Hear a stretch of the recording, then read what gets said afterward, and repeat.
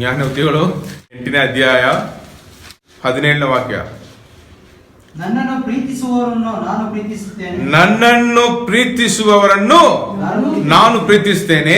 ಆತುರದಿಂದ ಹುಡುಕುವವರು ನನ್ನನ್ನು ಕಂಡುಕೊಳ್ಳುವರು, ಆತುರದಿಂದ ಹುಡುಕುವವರು ನನ್ನನ್ನು ಕಂಡುಕೊಳ್ಳುವರು. ಹಲ್ಲೆಲೂಯಾ. ದೇವರು ಪ್ರೀತಿಯನ್ನು ತೋರಿಸಿ ಆಯಿತು. ಎಲ್ಲಿ ತೋರಿಸಿದರು? ಅವರು ಶಿಲುಬೆಯಲ್ಲಿ ತೋರಿಸರು. ಇದಕ್ಕಿಂತ ಹೆಚ್ಚಾಗಿ ಏನು ಮಾಡಬೇಕು? ಒಬ್ಬ ದೇವರು, ಇಲ್ಲಿ ಲೋಕದಲ್ಲಿ ಇರುವ ದೇವರನ್ನು ನೀವು ನೋಡಿರಿ.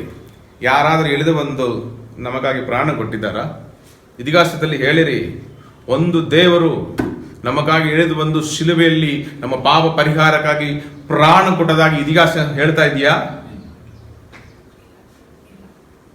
ಕೊಟ್ಟಿಲ್ಲ. ಹಾಗೆ ತಾನೆ? ಹಾಗಿರುವಾಗ ನಮಗಾಗಿ ಪ್ರಾಣ ಕೊಟ್ಟವ್ರಿಗೆ ನಾವು ಎಷ್ಟು ಪ್ರೀತಿಯನ್ನು ತೋರಿಸಬೇಕು? ಇಷ್ಟೇನಾ? ಸಾಕ? ಇಷ್ಟು ತೋರಿಸಿದರೆ ಸಾಕ? ನೀವು ನಿಮ್ಮ ಜೊತೆಯಲ್ಲಿ ಇರುವ ಫ್ರೆಂಡ್ಸ್ಗೆ ಎಷ್ಟು ಪ್ರೀತಿ ತೋರಿಸ್ತೀರಿ? ಯಾರಾದರೂ ಒಬ್ಬರು ಏನೋ ಸಣ್ಣದಾಗಿ ಒಂದೇನು ಮಾಡಿಬಿಟ್ರೆ, ಅಯ್ಯೋ ನಾನು ಅವ್ರಿಗೋಸ್ಕರ ಏನಾದರೂ ಮಾಡಬೇಕು, ಅಯ್ಯೋ ಅವ್ರು ಏನು ಅನ್ಕೊಳ್ತಾರೆ, ಸಂಡೇ 6 ದಿನ ಬಿಟ್ಟು ಹೋಗುತ್ತಾರೆ ಅವ್ರಿಗೋಸ್ಕರ. ಹಾಗೆ ಇರುವಾಗ, ಪ್ರಾಣ ಕೊಟ್ಟವರೊಬ್ಬರು ಇರುವಾಗ ಅವರಿಗೆ ಯಾಕೆ ನೀವು ಪ್ರೀತಿ ತೋರಿಸ್ತಾ ಇಲ್ಲ? ಅವ್ರಿಗೆ ಹೆಂಗೆ ಪ್ರೀತಿ ತೋರಿಸಬೇಕು? ನಾನು ನಿಮಗೆ ಕೆಲವೊಂದು ಎಕ್ಸಾಂಪಲನ್ನು ತೋರಿಸೋದು ಬಯಸುತ್ತೇನೆ. ಮೊದಲನೇದಾಗಿ, ಅದು ಹೇಳೋಕೆ ಮುಂಚೆ ನನ್ನ ಮನಸ್ಸಲ್ಲಿ ಒಂದು ವಿಷಯವನ್ನು ದೇವರು ಹೇಳ್ತಾ ಇದ್ರು. ನೀವು ನ್ಯೂಸನ್ನು ನೋಡ್ತಾ ಇದ್ದೀರಿ. ಇಸ್ರೇಲ್ ದೇಶದಲ್ಲಿ ಇರುವ ಆ ಒಂದು ಪ್ರೈಮ್ ಮಿನಿಸ್ಟರ್, ಅಮೆರಿಕಾದಲ್ಲಿರುವ ಪ್ರೆಸಿಡೆಂಟ್ ಟ್ರಂಪ್, ಈರಾನ್ ಮೇಲೆ ದಾಳಿ ನಡೆಸ್ತಾ ಇದ್ದಾರೆ. ಅಂತ್ಯಕಾಲ ಬಂದಾಯಿತು ಎಂದು ಪ್ರಸಂಗ ಹೆಚ್ಚು ಜನರು ಮಾಡ್ತಾ ಇದ್ದಾರೆ. ನಾವು ಬದುಕುತ್ತಾ ಇರುವ ಕಾಲ ಕೃಪೆ ಕಾಲ, ಸಭೆಯ ಕಾಲ, ಪವಿತ್ರಾತ್ಮನು ಆಳ್ವಿಕೆ ಮಾಡುವ ಕಾಲ, ಸಭೆಗಳನ್ನು ಆಳ್ವಿಕೆ ಮಾಡುವ ಕಾಲ. ಈ ಒಂದು ಕಾಲ ಯಾವಾಗ ಮುಗಿಯಿತು ಅಂತ ನೋಡಿದರೆ ಅದು ಯಾರಿಗೂ ಆ ಸಮಯ ಗೊತ್ತಿಲ್ಲ. ಯೇಸು ಕರ್ತನು ಹೇಳಿದರು, ನಾನು ಕಳ್ಳನು ಬರುವ ಹಾಗೆ ಬರುತ್ತೇನೆ. ಹಾಗೆ ಇರುವಾಗ, ಈ ಸಭೆ ಒಯ್ಯಲ್ಪಡುವಾಗ, ಪವಿತ್ರಾತ್ಮನು ಇಲ್ಲದೆ ಇರುವಾಗ, ವಿಶ್ವಾಸಿಗಳೆಲ್ಲ ರೂಪಾಂತರ ಹೊಂದಿ ದೇವರ ಜೊತೆಗೆ ಸೇರುವಾಗ ಉಪದ್ರವ ಕಾಲ ಬರುತ್ತೆ. ಈ ಉಪದ್ರವ ಕಾಲದಲ್ಲಿ ಯಾರು ಬರ್ತಾನೆ? ಇವತ್ತು ಕೂಡ ನೆಟನ್ಯಾಹು ಪ್ರೈಮ್ ಮಿನಿಸ್ಟರ್ ಹೇಳಿದರು, ಪೀಸ್ ಮೇಕರ್, ಒಬ್ಬ ಸಮಾಧಾನ ಪ್ರಭುವಾಗಿ ಒಬ್ಬ ದೇಶದ ನಾಯಕನು ಬರುತ್ತಾನೆ. ಆವಾಗ ಅವನು ತಿರುಗಾ ಬಂದು ಯೆರೂಸಲೇಮಲ್ಲಿ ದೇವಾಲಯವನ್ನು ಕಟ್ಟಿಸುವನು. ಅದು ಈ ಕಾಲದಲ್ಲಿ ನಡೆಯಲ್ಲ. ಇವತ್ತು ಅವರು ಎಷ್ಟೋ ಪ್ರಯತ್ನಗಳು ಮಾಡ್ತಾ ಇದ್ದಾರೆ, ಯುದ್ಧಗಳನ್ನು ಮಾಡಿ ಈರಾನ್ ಅಳಿಸಿ ಅದನ್ನು ಅಳಿಸಿಲ್ಲ, ಅದು ನಡೆಯಲ್ಲ. ಸಭೆ, ನಾವು ಇದೇವಲ್ಲ ವಿಶ್ವಾಸಿಗಳು, ಕ್ರಿಸ್ತನಲ್ಲಿ ಮರಣ ಹೊಂದಿದವರು, ಬದುಕುತ್ತಾ ಇರುವ ನಮಗೂ ಆ ರಹಸ್ಯ ಆಗಮನದಲ್ಲಿ ನಾವು ದೇವರೊಂದಿಗೆ, ದೇವರ ರಹಸ್ಯವಾಗಿ ಬಂದು ನಮ್ಮನ್ನು ಸೇರಿಸಿಕೊಳ್ಳುವಾಗ ಅಲ್ಲಿ ಮುಗಿದೋಯ್ತೆ. ಆ ದಿವಸದಿಂದ 7 ವರ್ಷ ಉಪದ್ರವ ಕಾಲ, ಅಲ್ಲಿ ಮೊದಲನೇ 3.5 ವರ್ಷ ಉಪದ್ರವ ಕಾಲ, ಆ ಮಧ್ಯದಲ್ಲಿ ದೇವಾಲಯ ತಿರುಗಾ ಕಟ್ಟಲ್ಪಡುವುದು. ಮೊದಲು 3.5 ವರ್ಷ ಉಪದ್ರವ ಕಾಲದಲ್ಲಿ ಬಿತ್ತು ಹೋದ ತಳ್ಳಲ್ಪಟ್ಟ ಸಭೆಯಲ್ಲಿರುವ ವಿಶ್ವಾಸಿಗಳು, ಆವಾಗಲೇ ಶೈತಾನನು, ಕ್ರೈಸ್ತ ವಿರೋಧಿಯಾಗಿರುವವನು ಬಂದು ತನ್ನ ರಾಜ್ಯವನ್ನು ಸ್ಥಾಪಿಸ್ತಾನೆ. ಆ ಒಂದು ರಾಜ್ಯ ಸ್ಥಾಪಿಸಲ್ಪಡುವಾಗ ಬಿತ್ತು ಹೋದ ಸಭೆಯಲ್ಲಿರುವ ವಿಶ್ವಾಸಿಗಳು ರಕ್ತ ಸಾಕ್ಷಿಗಳಾಗಿ ಅವನು ಹೇಳ್ತಾನೆ, ಕ್ರೈಸ್ತವನ್ನು ನೀವೇನು ಮಾಡಬೇಕು? ತಿರಸ್ಕರಿಸಬೇಕು. ಆವಾಗ ಇದರಲ್ಲಿ ಇವತ್ತು ಬದುಕಬಹುದು. ನಿಜವಾಗಿ ಯಾರು ತಿರಸ್ಕರಿಸದೆ ನಾನು ಕ್ರಿಸ್ತಕ್ಕೋಸ್ಕರ ಜೀವನ ಕೊಡ್ತೇನೆ ಎಂದು ಕೊಡ್ತಾರ, ಆ ರಕ್ತ ಸಾಕ್ಷಿಗಳಿಗೆ ಒಂದು ಅವಕಾಶ 3.5 ವರ್ಷದಲ್ಲಿ ತಳ್ಳಲ್ಪಟ್ಟ ಸಭೆಗೆ. ಯಹೂದ್ಯರೆಲ್ಲ ಕಾಯ್ತಾ ಇದ್ದಾರೆ. ಯಾರಿಗೋಸ್ಕರ? ಮೆಸ್ಸಿಯನಿಗೋಸ್ಕರ. ಮೆಸ್ಸಿಯನು ಬಂದಾಯಿತು, ಹಂಗೆ ತಾನೆ, ಯೇಸು ಕರ್ತನು ಬಂದಾಯಿತು. ಬಟ್ ಅವ್ರ ಕಣ್ಣು ಕಾಣಿಸ್ತಾ ಇಲ್ಲ. ಅವ್ರ ಕಣ್ಣು ಇವತ್ತು ಕುರುಡಾಗಿರುತ್ತೆ. ಅವರು ನಮ್ಮ ರಕ್ಷಕನು ಬರ್ತಾ ಇದ್ದೇನೆ ಕಾಯ್ತಾ ಇದ್ದಾರೆ. ಶೈತಾನ ಮಗನನ್ನು ಅವನು ಬರುವಾಗ ಇವನೇ ಸಮಾಧಾನ ಪ್ರಭು, ಇವನೇ ನಮ್ಮ ಮೆಸ್ಸಿಯನೆಂದು ಅವರು ಆರಿಸಿಕೊಂಡು ಅವನಿಗೆ ಜಾಗ ಕೊಡ್ತಾರೆ. ಅವನು ಬಂದು ದೇವಾಲಯವನ್ನು ತಿರುಗಾ ಕಟ್ಟಿಕೊಡ್ತಾನೆ. ಆ 3.5 ವರ್ಷ ನೆಕ್ಸ್ಟ್ ಅತಿ ಉಪದ್ರವ ಕಾಲ. ಆ ಅತಿ ಉಪದ್ರವ ಕಾಲದಲ್ಲಿ ಬಹಳ ಹಿಂಸೆಗಳು. ಆ ಒಂದು ಕಾಲದಲ್ಲಿ ಯಾರು ಇಬ್ಬರು ತೀರಿ ಹೋಗಿಲ್ಲ ಹಳೆ ನಿಯಮದಲ್ಲಿ, ಎಲಿಯಾ, ಏನೋಗ, ಇಬ್ಬರು ಇಳಿದು ಬಂದು ಯಹೂದ್ಯರಿಗೆ ಏನ್ ಮಾಡ್ತಾರೆ? ಪ್ರಸಂಗ ಮಾಡುವರು.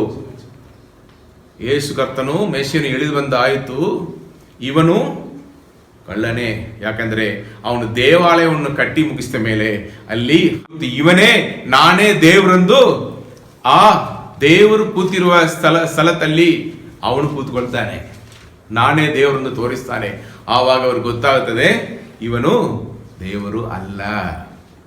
ದಾನಿಯೇಲ ಪ್ರವಾದನೆಯಲ್ಲಿ ಹೇಳಿರುವ ಆ ಒಂದು ಘಟನೆ ನಡೀತಾ ಇದೆ ಎಂದು ಗೊತ್ತಾದ ಮೇಲೆ ಎಲಿಯನು ಏನೋಕನು ಬಂದು ಪ್ರಸಂಗ ಮಾಡಿ ಅವರು ತಿಳಿಸ್ತಾರೆ, ಇವನ್ ಮೇಷನ್ ಅಲ್ಲ. ಆವಾಗ ಯುದ್ಧ, ತುಂಬಾ ದೊಡ್ಡ ಯುದ್ಧಗಳು ಸ್ಟಾರ್ಟ್ ಆಗುತ್ತೆ. ಎಲ್ಲ ಯಹೂದ್ಯರನ್ನು ಹಿಂಸಿಸ್ತಾನೆ.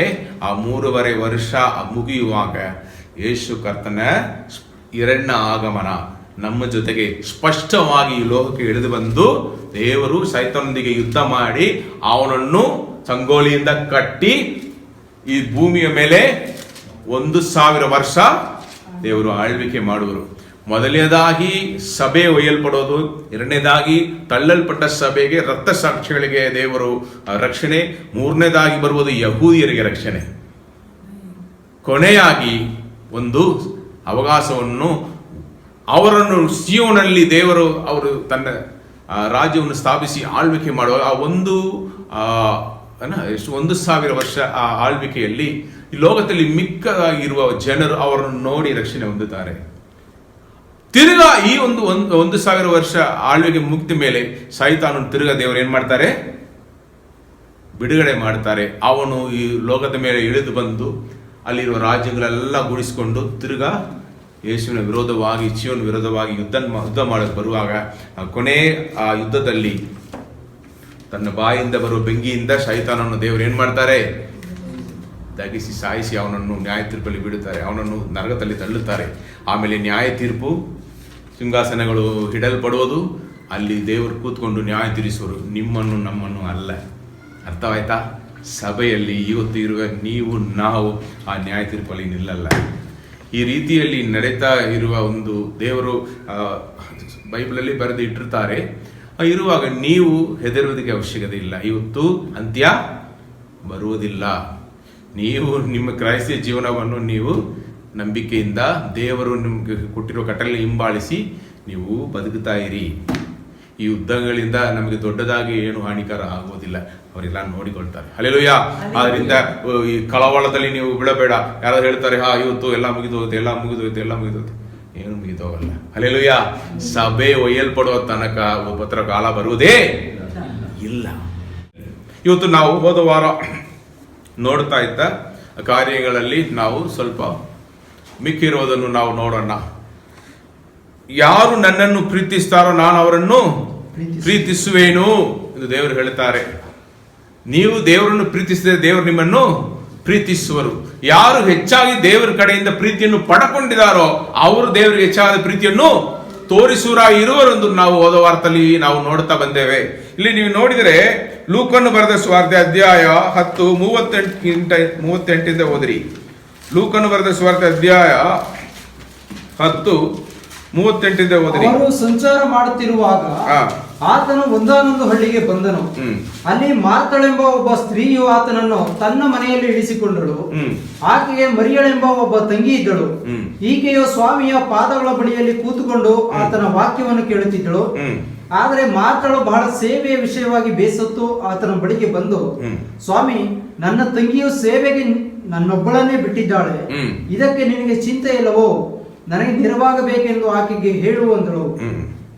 ಸ್ವಾಮಿಯು ಆಕೆಗೆ, ಮಾರ್ತಳೆ ಮಾರ್ತಳೆ, ನೀನು ಅನೇಕ ವಿಷಯವಾಗಿ ಚಿಂತೆಯಲ್ಲಿಯೂ ಗಡಿಬಿಡಿಯಲ್ಲಿಯೂ ಸಿಕ್ಕಿಕೊಂಡಿದ್ದಿ.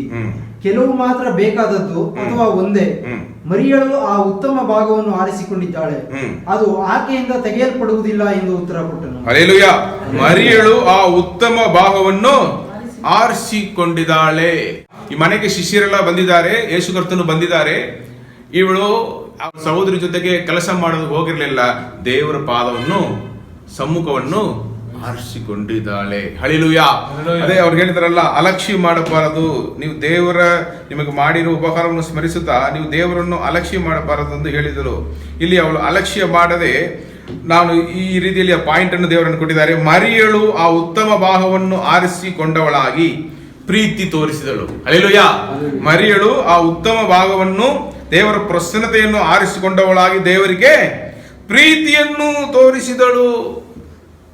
ಒಂದಾನೊಂದು ದಿವಸ ಬಂತು, ಆ ಮನೆಯಲ್ಲಿ ಕೆಲಸಕ್ಕೆ ಹೋಗಿ ಸಂಪಾದಿಸಿ ತರುವಂತ ಆ ಸಹೋದರನು, ಪ್ರೀತಿಯ ಸಹೋದರನು ಲಾಸರನು ಏನಾದನು? ಸತ್ತೋದನು. 4 ದಿವಸ ಆಯಿತು. ಯೇಸು ಕರ್ತನು 4 ದಿವಸ ಆದ್ಮೇಲೆ ಅಲ್ಲಿ ಬರುತ್ತಾರೆ. ಮೊದಲು ಓಡಿ ಬರುವಳು ಯಾರೆಂದು ನೋಡಿದಲೆ ಮರಿಯಳಲ್ಲ, ಮಾರ್ತಳು. ಬಂದು ಹೇಳ್ತಾರೆ, ಗುರುವೇ, ಒಂದು ವೇಳೆ ನೀವು ಇಲ್ಲಿ ಇದ್ರೆ ಒಂದು ಕಾರ್ಯ ನಡೆದಿರಲಿಲ್ಲ. ಯೇಸು ಕರ್ತನು ನಂಬಿದರೆ ದೇವರ ಮಹಿಮೆಯನ್ನು ನೋಡಿ, ಯಾಕಂದ್ರೆ ನಾನೇ ಪುನರುತ್ಥಾನವು ಜೀವವಾಗಿದ್ದೇನೆ. ಅವಳು ತಿರುಗಿ ಓಡಿ ಮರಿಯಳಿಗೆ ಕಿವಿಯಲ್ಲಿ ಹೇಳ್ತಾಳೆ, ಗುರು ಬಂದಿದ್ದಾರೆ. ಮರಿಯಳು ಬರುತ್ತಾಳೆ, ಗುರುವೇ, ಈ ರೀತಿಯಲ್ಲಿ ಆಯ್ತಲ್ಲ. ಅವಳಿಗೂ ದೇವರು ಹೇಳ್ತಾರೆ, ನಂಬಿದರೆ ದೇವರ ಮಹಿಮೆಯನ್ನು ನೋಡುವಿ. ಯಾರು ನಂಬುತ್ತಾರ ಅವನು ಸತ್ತರೂ ಬದುಕುವನು ಎಂದು ಹೇಳಿ ಸಮಾಧಿ ಮುಂದೆ ಹೋಗಿ ನಿಂದು ದೇವರು ಕಣ್ಣೀರು ಬಿಟ್ಟರು ಎಂದು ನಾವು ನೋಡುತ್ತೇವೆ. ಹಲ್ಲೆಲೂಯಾ. ಅಲ್ಲಿ ಅವರು ಪ್ರಾರ್ಥನೆ ಮಾಡುತ್ತಾರೆ, ಲಾಸರನೇ ಎತ್ತು ಬಾ ಎಂದು ಕರೆಯುವಾಗ ಸತ್ತು ಹೋದ ಲಾಸರು ಜೀವಿತನಾಗಿ ಎತ್ತು ಬಂದದನ್ನು ನಾವು ನೋಡುತ್ತೇವೆ. ಈ ರೀತಿಯ ಅದ್ಭುತಗಳನ್ನು, ಈ ರೀತಿಯ ದೇವರ ಪ್ರೀತಿಯನ್ನು ನಾವು ನಮ್ಮ ಜೀವನದಲ್ಲಿ ನಾವು ನೋಡಬೇಕಾದರೆ ಇಲ್ಲಿ ಮರಿಯಳು ಆರಿಸಿಕೊಂಡ ಹಾಗೆ ನಾವು ದೇವರ ಪ್ರಸನ್ನತೆಯನ್ನು ಆರಿಸಿಕೊಂಡು ನಾವು ದೇವರಿಗೆ ಪ್ರೀತಿಯನ್ನು ತೋರಿಸಬೇಕು. ನೀವು ದೇವರನ್ನು ಹುಡುಕಿ ಬರುವುದು ನೀವು ದೇವರಿಗೆ ತೋರಿಸುವ ಪ್ರೀತಿ. ನೀವು ದೇವರಿಗೆ ಪ್ರಾಮುಖ್ಯತೆ ಕೊಡುವುದು ದೇವರಿಗೆ ನೀವು ತೋರಿಸುವ ಪ್ರೀತಿಯಾಗಿದೆ. ನೀವು ಸತ್ಯವೇದಕ್ಕೆ ಸಮಯ ಕೊಡುವುದು ದೇವರಿಗೆ ತೋರಿಸುವ ಪ್ರೀತಿಯಾಗಿದೆ. ಈ ಪ್ರೀತಿಯನ್ನು ನೀವು ತೋರಿಸುವಾಗ ದೇವರು ಪ್ರೀತಿಯನ್ನು ತೋರಿಸದೆ ಇರುತ್ತಾರಾ? ನೀವು ನೋಡಿರಿ, ಮರಣವೇ ಅಂತ್ಯ. ಈ ಮರಣ ಪಾತಾಳವನ್ನು ಜಯಿಸುವ ಮೃತ್ಯುವಿಜಯನಾಗಿರುವ ಯೇಸು ಕರ್ತನನ್ನು ಅವರು ತನ್ನ ಜೀವನದಲ್ಲಿ ಒಡೆಯನಾಗಿ ದೇವರಾಗಿ ಆರಿಸಿಕೊಂಡದರಿಂದ ಪ್ರೀತಿಯನ್ನು ತೋರಿಸಿದರಿಂದ ಅವರು ಅಲ್ಲಿ ಹೋಗಿ ಮರಣ ಹೊಂದಿದ ಮನುಷ್ಯನು. ಎಲ್ಲ ಮುಗಿದೋಯ್ತು. ಅವ್ರು ಹೇಳ್ತಾರೆ, ಇವತ್ತು ಸಮಾಧಿಯನ್ನು ಓಪನ್ ಮಾಡಬೇಡ್ರಿ, ವಾಸನೆ ಬರುತ್ತೆ. ಯೇಸು ಕರ್ತನು ಹೇಳಿದರು, ಹೆದರಬೇಡ, ಬಂದಿರುವುದು ನಾನು, ಪುನರುತ್ಥಾನವು ಜೀವವು. ಹಲ್ಲೆಲೂಯಾ. ಅಲ್ಲಿ ನೀವು ನೋಡಿದರೆ ದೇವರು ಒಂದು ಅದ್ಭುತವನ್ನು ಮಾಡ್ತಾರೆ. ನಾನು ಒಂದು ಅದ್ಭುತವನ್ನು ಕರೆಯುವುದಿಲ್ಲ, ಅದು ದೇವರು ಅವರಿಗೆ ತೋರಿಸಿದ ಬಹಳವಾದ ಪ್ರೀತಿ. ಹಲ್ಲೆಲೂಯಾ. ದೇವರ ಪ್ರಸನ್ನತೆಗೆ ನಾನು ಬರುತ್ತೇನೆ, ಸಭೆಗೆ ಬರುತ್ತೇನೆ, ಮನೆಯಲ್ಲಿ ನಾನು ಆರಾಧಿಸ್ತೇನೆ, ಪ್ರಾರ್ಥಿಸ್ತೇನೆ. ಈ ಲೋಕದ ಕೆಲಸ ಎಲ್ಲ ನಾನು ಬಿಟ್ಬಿಟ್ಟು ದೇವರಿಗೆ ಪ್ರಾಮುಖ್ಯತೆ ಕೊಟ್ಟು ನಾನು ಸತ್ಯವೇದ ಧ್ಯಾನಿಸ್ತೇನೆ. ಏನು ಲಾಭ? ಲಾಭ, ಹೆಚ್ಚಿನ ಲಾಭ. ಹಲ್ಲೆಲೂಯಾ. ಅವ್ರ ಪ್ರಸನ್ನತೆಗೆ ನೀವು ಸಮಯ ಕೊಡ್ತಿರಲ್ಲ, ಅವ್ರ ಪ್ರಸನ್ನತೆ ಯಾವಾಗ ನಿಮ್ಮೊಂದಿಗೆ ಇರುವುದು. ನೀವು ಹೋಗುವಾಗ ಬರುವಾಗ ನೀವು ಸುರಕ್ಷಿತರಾಗಿ ಹೋಗಿ ಬರುವುದು ಹೇಗೆ? ಅವರ ಸಮೂಹ ನಿಮ್ಮನ್ನು ಮುನ್ನಡೆಸುವುದರಿಂದ, ಅವರ ದೇವದೂತರು ನಿಮ್ಮನ್ನು ಕಾಯ್ದು ಕಾಪಾಡಿ ಮನೆಗೆ ಕರ್ಕೊಂಡು ಬಿಡ್ತಾರೆ. ಹೋಗುವಾಗಲೂ ಬರುವಾಗಲೂ ನೀವು ಈ ರೀತಿಯಲ್ಲಿ ದೇವರಿಗೆ ಪ್ರಾಮುಖ್ಯತೆ ಕೊಡುವಾಗ, ದೇವರಿಗೆ ಸಮಯ ಕೊಡುವಾಗ, ದೇವರಿಗಾಗಿ ನೀವು ಈ ಸಭೆಗೆ ಹುಡುಕಿ ಬರುವಾಗ, ಅಲ್ಲಿ ದೇವರು ನಿಮಗೆ ಹೆಚ್ಚಾದ ಪ್ರೀತಿಯನ್ನು ತೋರಿಸಿ ನಿಮ್ಮ ಜೀವನದಲ್ಲಿ ನೀವು ಪ್ರತಿನಿತ್ಯ ಅದ್ಭುತಗಳನ್ನು, ಮಹತ್ಕಾರ್ಯ ನಿಮ್ಮ ಕುಟುಂಬ ಜೀವನದಲ್ಲಿ, ನಿಮ್ಮ ಕೆಲಸ ಮಾಡುವ ಸ್ಥಳದಲ್ಲಿ, ಸಮಾಜದಲ್ಲಿ ನೋಡುವಿರಿ. ಹಲ್ಲೆಲೂಯಾ. ಎಷ್ಟು ಜನರು ರೆಡಿಯಾಗಿದ್ದೀರಿ? ನಾನು ದೇವರಿಗೆ ಪ್ರಾಮುಖ್ಯತೆ ಕೊಡುವೇನು. ಎರಡನೇದಾಗಿ ನಾನು ಇನ್ನೊಂದು ಎಕ್ಸಾಂಪಲ್ ಅನ್ನು ತೋರಿಸಲು ನಾನು ಬಯಸುತ್ತೇನೆ. ಅಪೊಸ್ತಲ ಕೃತ್ಯಗಳು ಅಧ್ಯಾಯ 9 36-40. ಇನ್ನೊಂದು ಯೇಸು ಕರ್ತನ ಶಿಷ್ಯಳ ಬಗ್ಗೆ ನಾನು ಮಾತನಾಡ ಬಯಸುತ್ತೇನೆ. ಯೊಪ್ಪದಲ್ಲಿ ತಬಿತಾ ಎಂಬ ಒಬ್ಬ ಶಿಷ್ಯ ಇದ್ದಳು. ಆ ಹೆಸರಿಗೆ ಗ್ರೀಕ್ ಭಾಷೆಯಲ್ಲಿ ದುರ್ಗ ಎಂದರ್ಥ. ಆಕೆಯು ಸತ್ಕ್ರಿಯೆಗಳನ್ನು, ದಾನ ಧರ್ಮಗಳನ್ನು ಬಹಳವಾಗಿ ಮಾಡುತ್ತಿದ್ದಳು. ಆ ಕಾಲದಲ್ಲಿ ಆಕೆ ರೋಗದಲ್ಲಿ ಬಿದ್ದು ಸತ್ತಳು ಮತ್ತು ಆಕೆಯ ಶವವನ್ನು ತೊಳೆದು ಮೇಲಂತಸ್ತಿನಲ್ಲಿ ಇಟ್ಟರು. ಯೊಪ್ಪಕ್ಕೆ ಲುದ್ದವು ಹತ್ತಿರವಾಗಿರಲಾಗಿ ಪೇತ್ರನು ಅಲ್ಲಿ ಇದ್ದಾನೆಂದು ಶಿಷ್ಯರು ಕೇಳಿ ಇಬ್ಬರು ಮನುಷ್ಯರನ್ನು ಅವನ ಬಳಿಗೆ ಕಳುಹಿಸಿ ತಡ ಮಾಡದೆ ನಮ್ಮ ತನಕ ಬರಬೇಕೆಂದು ಬೇಡಿಕೊಂಡರು. ಇಲ್ಲಿ ನೀವು ನೋಡಿದರೆ ಯೊಪ್ಪದಲ್ಲಿ ತಬಿತಾ ಎಂಬ ಒಬ್ಬ ಶಿಷ್ಯಳಿದ್ದಳು. ತಿರುಗ ಹೋದ್ರಿ, ಯೊಪ್ಪದಲ್ಲಿ ಇಲ್ಲ ಆ ಒಂದು ಪದ ಶಿಷ್ಯಳಿದ್ದಳು. ನಿಮಗೆ ಎಷ್ಟು ಜನರಿಗೆ ಗೊತ್ತು ಯೇಸು ಕರ್ತನಿಗೆ ಎಷ್ಟು ಶಿಷ್ಯರಂತೆ? ಹೆಂಗಸರು ಶಿಷ್ಯರಾಗಿದ್ದದನ್ನು ಯಾರು ಮಾತನಾಡುವುದೇ ಇಲ್ಲ, ಹಾಗೆ ತಾನೆ? ಸುಮ್ಮನೆ ಪೇತ್ರನು, ಯೋಹಾನನು, ಯಾಕೋಬು ಇವರ ಬಗ್ಗೆ ಮಾತುಗಳು ಆಡ್ತಾ ಇದ್ದೇವೆ. ಬಟ್ ಬೈಬಲ್ ಸ್ಪಷ್ಟವಾಗಿ ಹೇಳುತ್ತದೆ, ಕರ್ತನಿಗೆ ಶಿಷ್ಯರು ಮಾತ್ರ ಅಲ್ಲ, ಹೆಂಗಸರಲ್ಲಿ ಶಿಷ್ಯರಿದ್ದರು. ಹಲ್ಲೆಲೂಯಾ. ಇಲ್ಲಿ ಆ ಬೈಬಲೇ ಸ್ಪಷ್ಟವಾಗಿ ಹೇಳುತ್ತದೆ, ಯೊಪ್ಪದಲ್ಲಿ ತಬಿತಾಳೆಂಬ ಒಬ್ಬ ಶಿಷ್ಯಳಿದ್ದಳು. ಮುಂದೆ ಮುಂದೆ ಅದರಲ್ಲಿ ಹೋದ್ರಿ. ಆಕೆಯು ಸತ್ಕ್ರಿಯೆಗಳನ್ನು, ದಾನ ಧರ್ಮಗಳನ್ನು ಬಹಳವಾಗಿ, ಸುಮ್ಮನೆ ಕಡಿಮೆಯಾಗಿಲ್ಲ. ಹಲ್ಲೆಲೂಯಾ. ಇನ್ನೊಂದು ವಾಕ್ಯವನ್ನು ಓದಿ, ಎಫೆಸದವರಿಗೆ ಅಧ್ಯಾಯ 2:10 ವಾಕ್ಯ. ಎಫೆಸದವರಿಗೆ ಪೌಲನು ಬರೆದಿರೋ ಪತ್ರಿಕೆ ಅಧ್ಯಾಯ 2:10 ವಾಕ್ಯ. ನಾವು ದೇವರ ನಿರ್ಮಾಣ, ಸತ್ಕಾರ್ಯಗಳನ್ನು ಮಾಡುವುದಕ್ಕಾಗಿಯೇ ಕ್ರಿಸ್ತ ಯೇಸುವಿನಲ್ಲಿ ಸೃಷ್ಟಿಸಲ್ಪಟ್ಟೆವು. ಹಲ್ಲೆಲೂಯಾ. ಹಲ್ಲೆಲೂಯಾ. ನಾವು ಸತ್ಕಾರ್ಯಗಳನ್ನು ಮಾಡಬೇಕು. ಯೇಸು ಕರ್ತನು ಆ ಬೆಟ್ಟದ ಮೇಲೆ ಪ್ರಸಂಗ ಮಾಡುವ ಹೇಳಿದರು, ಈ ಲೋಕಕ್ಕೆ ನೀವು ಬೆಳಕಾಗಿದ್ದೀರಿ, ಈ ನೆಲಕ್ಕೆ ಉಪ್ಪಾಗಿದ್ದೀರಿ, ಭೂಮಿಗೆ ಉಪ್ಪಾಗಿದ್ದೀರಿ. ಅದನ್ನು ಮುಗಿಸುವ ಹೇಳಿದರು, ನಿಮ್ಮ ಸತ್ಕಾರ್ಯಗಳೇ, ನೀವು ಮಾಡುವ ಒಳ್ಳೆಯ ಕ್ರಿಯೆಗಳೇ ನಿಜವಾದ ಬೆಳಕು, ನಿಜವಾದ ಉಪ್ಪಾಗಿದೆ ಎಂದು ಹೇಳಿದರು. ಹಂಗಾಗಿ ನಾವು ಕ್ರಿಯೆಗಳಿಲ್ಲದ ವಿಶ್ವಾಸಿಗಳಾಗಿ ಇರಬಾರದು. ಹಲ್ಲೆಲೂಯಾ. ಈ ಸ್ತ್ರೀಯನ್ನು ನೋಡಿದರೆ ಅವಳು ಬಹಳವಾಗಿ ದಾನ ಧರ್ಮಗಳನ್ನು, ಸತ್ಕ್ರಿಯೆಗಳನ್ನು ಮಾಡುವಳಾಗಿದ್ದಳು. ಅವಳು ಇವತ್ತು ಸತ್ತು ಹೋಗಿದ್ದಾಳೆ. ಅವಳು ಸತ್ತು ಹೋದನ್ನು ಅಲ್ಲಿ ಇರೋ ವಿಶ್ವಾಸಿಗಳು ಒಪ್ತಾ ಇಲ್ಲ. ಇವಳಿಗೆ ಯಾಕೆ ಮರಣ ಬಂದಿತ್ತು? ಇನ್ನೂ ಸ್ವಲ್ಪ ಅವಳು ಬದುಕಬೇಕು ಎಂದು ಬಯಸಿದರು. ಈ ಕಾಲದಲ್ಲಿ ಯಾರಾದರೂ ಮನೆಯಲ್ಲಿ ಬಹಳ ತೊಂದರೆ ಮಾಡುವರು ಸತ್ತು ಹೋದರೆ ಏನು ಹೇಳ್ತಾರೆ? ಯಪ್ಪ, ಇವತ್ತಾದು ಹೋದರಲ್ಲ, ನೆಮ್ಮದಿ ಆಯಿತು. ಅವರಿಗೆ ನಾವೇನು ಮಾಡ್ತೇವೆ? ಪಟಾಕಿ ಎಲ್ಲ ಹೊಡಿಸಿ, ದಂದೂರೆಲ್ಲ ಹಾಕಿ ಹಂಗೇ ಕಳಿಸ್ತೇವೆ. ಚೆನ್ನಾಗಿ ಬದುಕಿ ಒಳ್ಳೇದು ಮಾಡಿ ತಿರಿಯೋದಕ್ಕಾಗಿ ನಾವು ಕಣ್ಣೀರು ಹಾಕಿ ಒಂದು ಸ್ವಲ್ಪ ಉಪವಾಸದಲ್ಲಿ ಬಿತ್ತು ವಿಲಾಪ ಗೀತೆಗಳನ್ನು ಹಾಡಿ ಅವ್ರ ಶವವನ್ನು ಎತ್ತಿ ತಗೊಂಡು ಹೋಗೋದಕ್ಕೆ ಬಿಡೋದಿಲ್ಲ. ನಿಜ ತಾನೇ? ನಿಮ್ಮ ಗ್ರಾಮಗಳಲ್ಲಿ ಇದ್ರೆ ನಿಮಗೆ ಗೊತ್ತಾಗ. ನಾನು ಗ್ರಾಮದಲ್ಲಿ ಬೆಳೆದವನು. ಅಲ್ಲಿ ಅವರು ಹಂಗೇ ಒಬ್ಬೊಬ್ಬರು ಕೈ ಹಿಡಿದುಕೊಂಡು ಹಂಗೇ ಗೋಳಾಡು, ಅಯ್ಯೋ ಹೋಗಿಬಿಟ್ರಲ್ಲ, ಎಷ್ಟು ಒಳ್ಳೇದು ಮಾಡಿದ್ರು. ಬಟ್ ಚಿಯಾನ್ ಹೇಳ್ತಾರಲ್ಲ, ಎಲ್ಲ ಕೆಟ್ಟ ಕಾರ್ಯಗಳನ್ನು ಮಾಡಿ ಎಣ್ಣೆ ಹೊಡಿದು ಎಲ್ಲರನ್ನು ಹೊಡಿದು ನೋವು ಕೊಟ್ಟು ಸತ್ತು ಹೋದರೆ ಅಪ್ಪ ಹೋಗಿಬಿಟ್ಟಾನಪ್ಪ ಒಳ್ಳೇದಾಯಿತು ಎಂದು ಅವನಿಗೂ ಏನು ಮಾಡ್ತಾರೆ, ಚೆನ್ನಾಗಿ ಹೊಡೆದು ತಿರುಗಿ ಬರಲ್ಲ ಎಂದು ಖುಷಿಯಾಗಿ ಕಳಿಸಿಬಿಡ್ತಾರೆ. ಇಲ್ಲಿ ಹಂಗೆ ಇಲ್ಲ. ಇವಳು ಬಹಳವಾಗಿ ದಾನ ಧರ್ಮಗಳನ್ನು ಸತ್ಕ್ರಿಯೆಗಳು ಮಾಡಿದ್ರಿಂದ ಈ ಒಂದು ಯು ಕೆನಾಟ್ ರೀಪ್ಲೇಸ್ ಸಮ್ವನ್. ಆ ರೀತಿಯಲ್ಲಿ ಇರಲೇಬೇಕು, ಇನ್ನೂ ಸ್ವಲ್ಪ ಬದುಕಬೇಕು. ಹೋಗಿ ಈ ಪಕ್ಕದಲ್ಲಿ ಪೇತ್ರನು ಬಂದಿದ್ದಾರೆ, ಕರ್ಕೊಂಡು ಬನ್ನಿ, ದೇವರು ಏನಾದರೂ ಒಳ್ಳೇದು ಮಾಡಲಿ ಎಂದು ಅವರು ಅಲ್ಲಿದ್ದ ಅವ್ರ ಫ್ರೆಂಡ್ಸ್ ಅನ್ನು ಕಳುಹಿಸ್ತಾರೆ. ಅವ್ರು ಹೋಗಿ ಯಾರನ್ನು ಕರ್ಕೊಂಡು ಬರ್ತಾರೆ? ಪೇತ್ರನನ್ನು ಕರ್ಕೊಂಡು ಬರ್ತಾರೆ. ಹೋದ್ರಿ ಮುಂದೆ. ಪೇತ್ರನು ಎದ್ದು ಅವರ ಜೊತೆಯಲ್ಲಿ ಹೋದನು. ಅವನು ಬಂದ ಕೂಡಲೇ ಅವರು ಅವನನ್ನು ಮೇಲಂತಸ್ತಿಗೆ ಕರೆದುಕೊಂಡು ಹೋದರು. ಅಲ್ಲಿ ವಿಧೇಯರೆಲ್ಲರೂ ಅಳುತ್ತಾ ಅವನ ಹತ್ತಿರ ನಿಂತುಕೊಂಡು ದೊರ್ಕಳು ತಮ್ಮ ಸಂಗಡ ಇದ್ದಾಗ ಮಾಡಿಕೊಟ್ಟಿದ್ದ ಒಳಂಗಿಗಳನ್ನು ಮೇಲಂಗಿಗಳನ್ನು ತೋರಿಸಿದರು. ಇದ್ದಾರೆ ಅಲ್ಲಿ ಬಡವರು, ಅಲ್ಲಿ ವಿಧವೆ ಅನಾಥೆಯಾಗಿದ್ದವರಿಗೆಲ್ಲ ಇವರು ಏನ್ ಮಾಡಿದರು? ಎಲ್ಲ ಒಳ್ಳೆಯದನ್ನು ಮಾಡ್ತಾ ಇದ್ರು. ಬಟ್ಟೆಗಳಿಲ್ಲದವರಿಗೆ ಬಟ್ಟೆ ಕೊಟ್ಟಿದ್ದಾರೆ, ಊಟ ಇಲ್ಲದವರಿಗೆ ಊಟ ಅಡಿಗೆ ಮಾಡಿ ಕೊಟ್ಟಿದ್ದಾರೆ. ಈ ರೀತಿಯಲ್ಲಿ ಅವರನ್ನು ಸಾಕಿ ಚೆನ್ನಾಗಿ ನೋಡಿಕೊಂಡ ಒಬ್ಬ ಸ್ತ್ರೀ ಇವತ್ತು ಇಲ್ಲದೆ ಹೋಗಿಬಿಟ್ರು. ಆದ್ರಿಂದ ಅವರು ನೋವಿಂದ ಅದನ್ನ ತೋರಿಸ್ತಾರೆ. ನೋಡಿರಿ, ನಮ್ಗೆ ಎಷ್ಟೆಲ್ಲ ಒಳ್ಳೇದು ಮಾಡಿದ್ರು, ಇವರು ಇವತ್ತು ಇಲ್ಲಲ್ವಾ, ನಮಗೋಸ್ಕರ ಯಾರು ಇದ್ದಾರೆ? ಆವಾಗ ಪೇತ್ರನು, ನಿಮ್ಮಕ್ಕಾಗಿ ನಮ್ಮ ದೇವರು ಇದ್ದಾರೆ, ಸ್ವಲ್ಪ ವೇಟ್ ಮಾಡ್ರಿ, ನಾನು ಇವಳಿಗೋಸ್ಕರ ಪ್ರಾರ್ಥನೆ ಮಾಡ್ತೇನೆ ಎಂದು ಹೋಗಿ ಅವನು ಪ್ರಾರ್ಥನೆ ಮಾಡಿದನು. ಮುಂದೆ ಹೋದ್ರಿ. ಪೇತ್ರನು ಅವರೆಲ್ಲರನ್ನು ಹೊರಕ್ಕೆ ಕಳುಹಿಸಿ ಮೊಣಕಾಲೂರಿ ಪ್ರಾರ್ಥನೆ ಮಾಡಿ ಶವದ ಕಡೆಗೆ ತಿರುಗಿಕೊಂಡು ತಬಿತಾ ಹೇಳುವಂದನು. ಆಕೆಯು ಕಣ್ಣು ತೆರೆದು ಪೇತ್ರನನ್ನು ನೋಡಿ ಎದ್ದು ಕೂತುಕೊಂಡಳು. ಅವನು ಆಕೆಯನ್ನು ಕೈಕೊಟ್ಟು ಎಬ್ಬಿಸಿ ದೇವ ಜನರನ್ನು ವಿಧೇಯವರನ್ನು ಕರೆದು ಜೀವಿತಳಾದ ಆಕೆಯನ್ನು ಅವರೆದುರಿಗೆ ನಿಲ್ಲಿಸಿದನು. ಹಲ್ಲೆಲೂಯಾ. ನೀವು ನೋಡಿದ್ರೆ ದೊರ್ಕಳು ತನ್ನ ಸತ್ಕಾರ್ಯಗಳ ಮೂಲಕ ದೇವರ ಮೇಲಿನ ಪ್ರೀತಿಯನ್ನು ತೋರಿಸಿದಳು. ಹಲ್ಲೆಲೂಯಾ. ನಾವು ನಮ್ಮ ಸತ್ಕಾರ್ಯಗಳ ಮೂಲಕ ನಾವು ದೇವರನ್ನು ಇದರರಿಗೆ ಆತನ ಪ್ರೀತಿಯನ್ನು ತೋರಿಸುವರಾಗಿರ್ಬೇಕು. ಎಷ್ಟು ಜನರು ಇದರಿಗೆ ಸಹಾಯ ಮಾಡ್ತೀರಿ? ಎಷ್ಟು ಜನರು ಇದರಿಗೆ ಸಹಾಯ ಮಾಡ್ತೀರಿ? ನಾನು ನೋಡಿದೆ, ನಮ್ಮ ಚರ್ಚಲ್ಲಿರೋ ವಿಶ್ವಾಸಿಗಳನ್ನ ನೋಡಿದೆ. ನನ್ನ ಸಹೋದರಿ ಇದ್ದಾಳೆ, ಒಂದು ಕೆಲಸ ಕೈಯಲ್ಲಿ ಹೋಗಿ ಕೊಟ್ರೆ ಅಷ್ಟು ಬೇಗ ಮುಗಿಸಿಕೊಡ್ತಾರೆ. ಕೆಲವು ಸಾರಿ ನಾನೇ ತುಂಬ ಸರ್ಪ್ರೈಸ್ ಆಗಿದೆ. ಕರೆಕ್ಟ್ ಆಗಿರುವ ಸ್ಥಳದಲ್ಲಿ ಇದ್ದಾನೆ. ಅಲ್ಲಿ ಎಷ್ಟೋ ಜನರು ಬರ್ತಾರೆ ಹೋಗ್ತಾರೆ.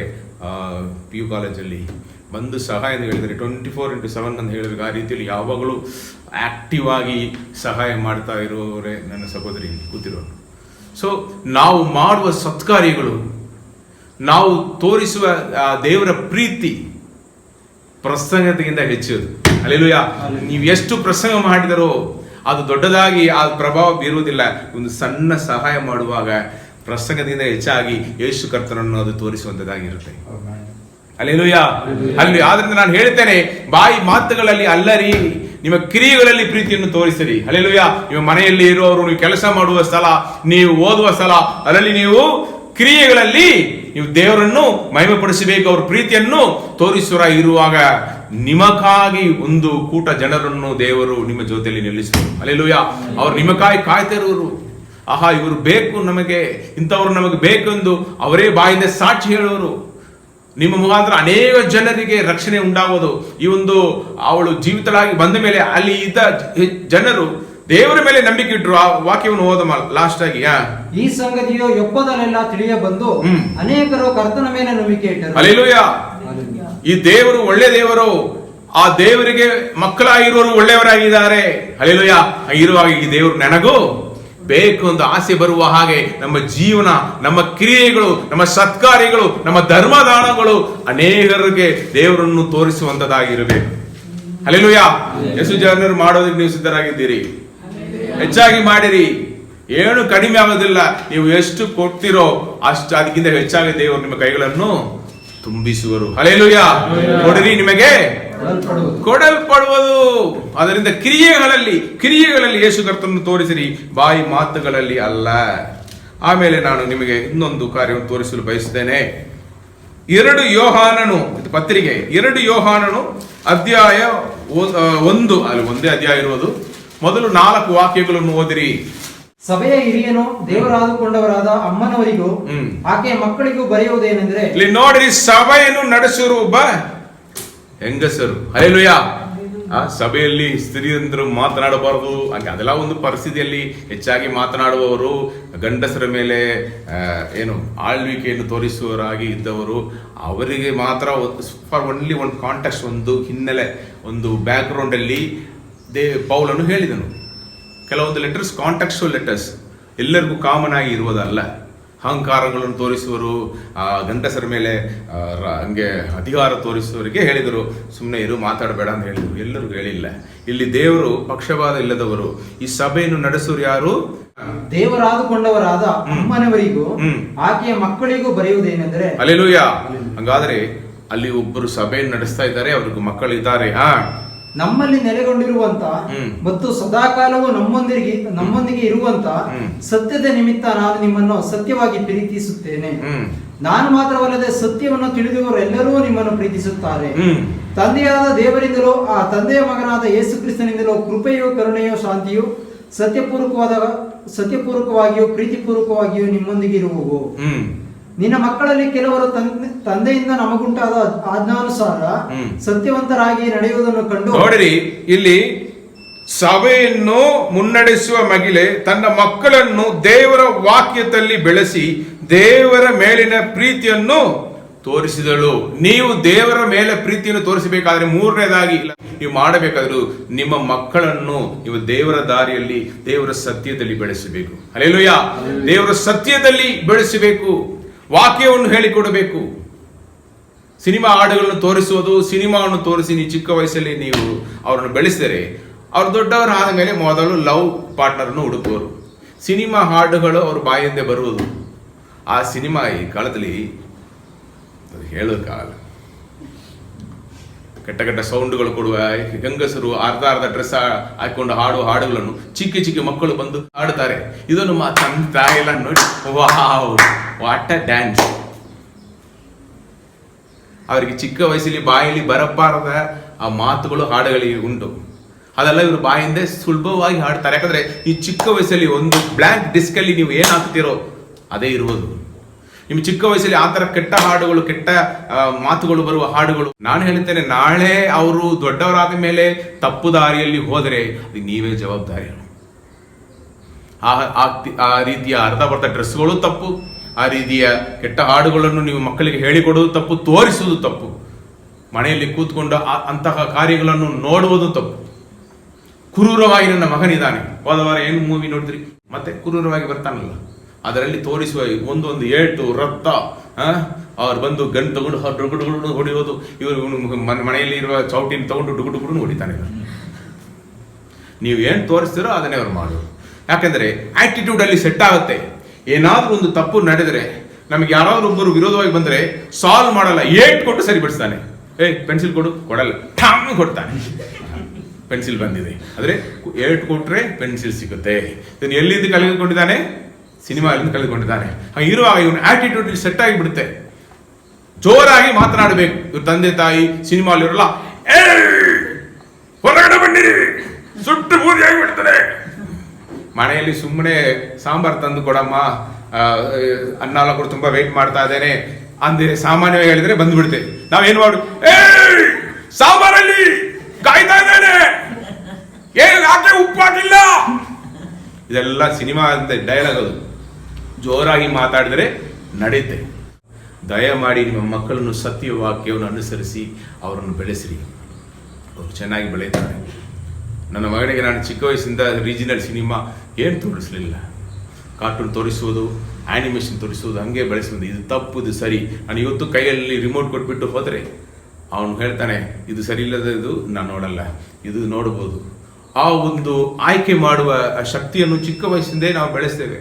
ಮನೆಯಲ್ಲಿ ವಾಕ್ಯವನ್ನು ಧ್ಯಾನಿಸುವುದು, ಸತ್ಯವಾಕ್ಯವನ್ನು ಮಾತನಾಡುವುದು, ಎಲ್ಲಿ ನಿಲ್ಲಬೇಕು, ಎಲ್ಲಿ ನಿಲ್ಲಬಾರದು, ಏನು ಮಾತನಾಡಬೇಕು, ಏನು ಮಾತನಾಡಬಾರದು, ಏನು ನೋಡ್ಬೋದು, ಏನು ನೋಡಬಾರದು, ಈ ಹಾಡನ್ನು ಬಾರಿಸಬಹುದು, ಈ ಹಾಡನ್ನು ಬಾರಿಸಬಾರದು, ಈ ಮ್ಯೂಸಿಕ್ ದೇವರದಲ್ಲ, ಇದು ಎಂಥದ್ದು, ಇದೆಲ್ಲ ನೀವು ಬೇರ್ಪಡಿಸಿ ತೋರಿಸಬೇಕು. ಆ ರೀತಿಯಲ್ಲಿ ನೀವು ತೋರಿಸಿದರೆ ಇವತ್ತು ನನಗೆ ಕಷ್ಟವೇ ಇಲ್ಲ ಈ ಸಭೆ ನಡೆಸೋದಿಗೆ. ನನಗೆ ಒಂಥರ ಸುಸ್ತಾದ್ರೆ ಜಬಿಷಾ ಬಂದ್ಬಿಡ್ತಾಳೆ, ನನಗೆ ಒಂಥರ ಅಕ್ಕ ಅವರಿಗೆ ಒಂಥರ ಸುಸ್ತಾದ್ರೆ ಸ್ಯಾಮ್ ಬಂದ್ಬಿಡ್ತಾಳೆ. ಹಾಗಾದ್ರೆ ನಾವು ಬೆಳೆಸುವ ರೀತಿ ಒಂದು ಇದೆ, ಆ ಒಂದು ಡಿಸಿಪ್ಲಿನ್ ನೀವು ಬೆಳೆಸಬೇಕು. ಅದು ಕೂಡ ದೇವರಿಗೆ ನೀವು ತೋರಿಸುವ ಪ್ರೀತಿಯಾಗಿದೆ.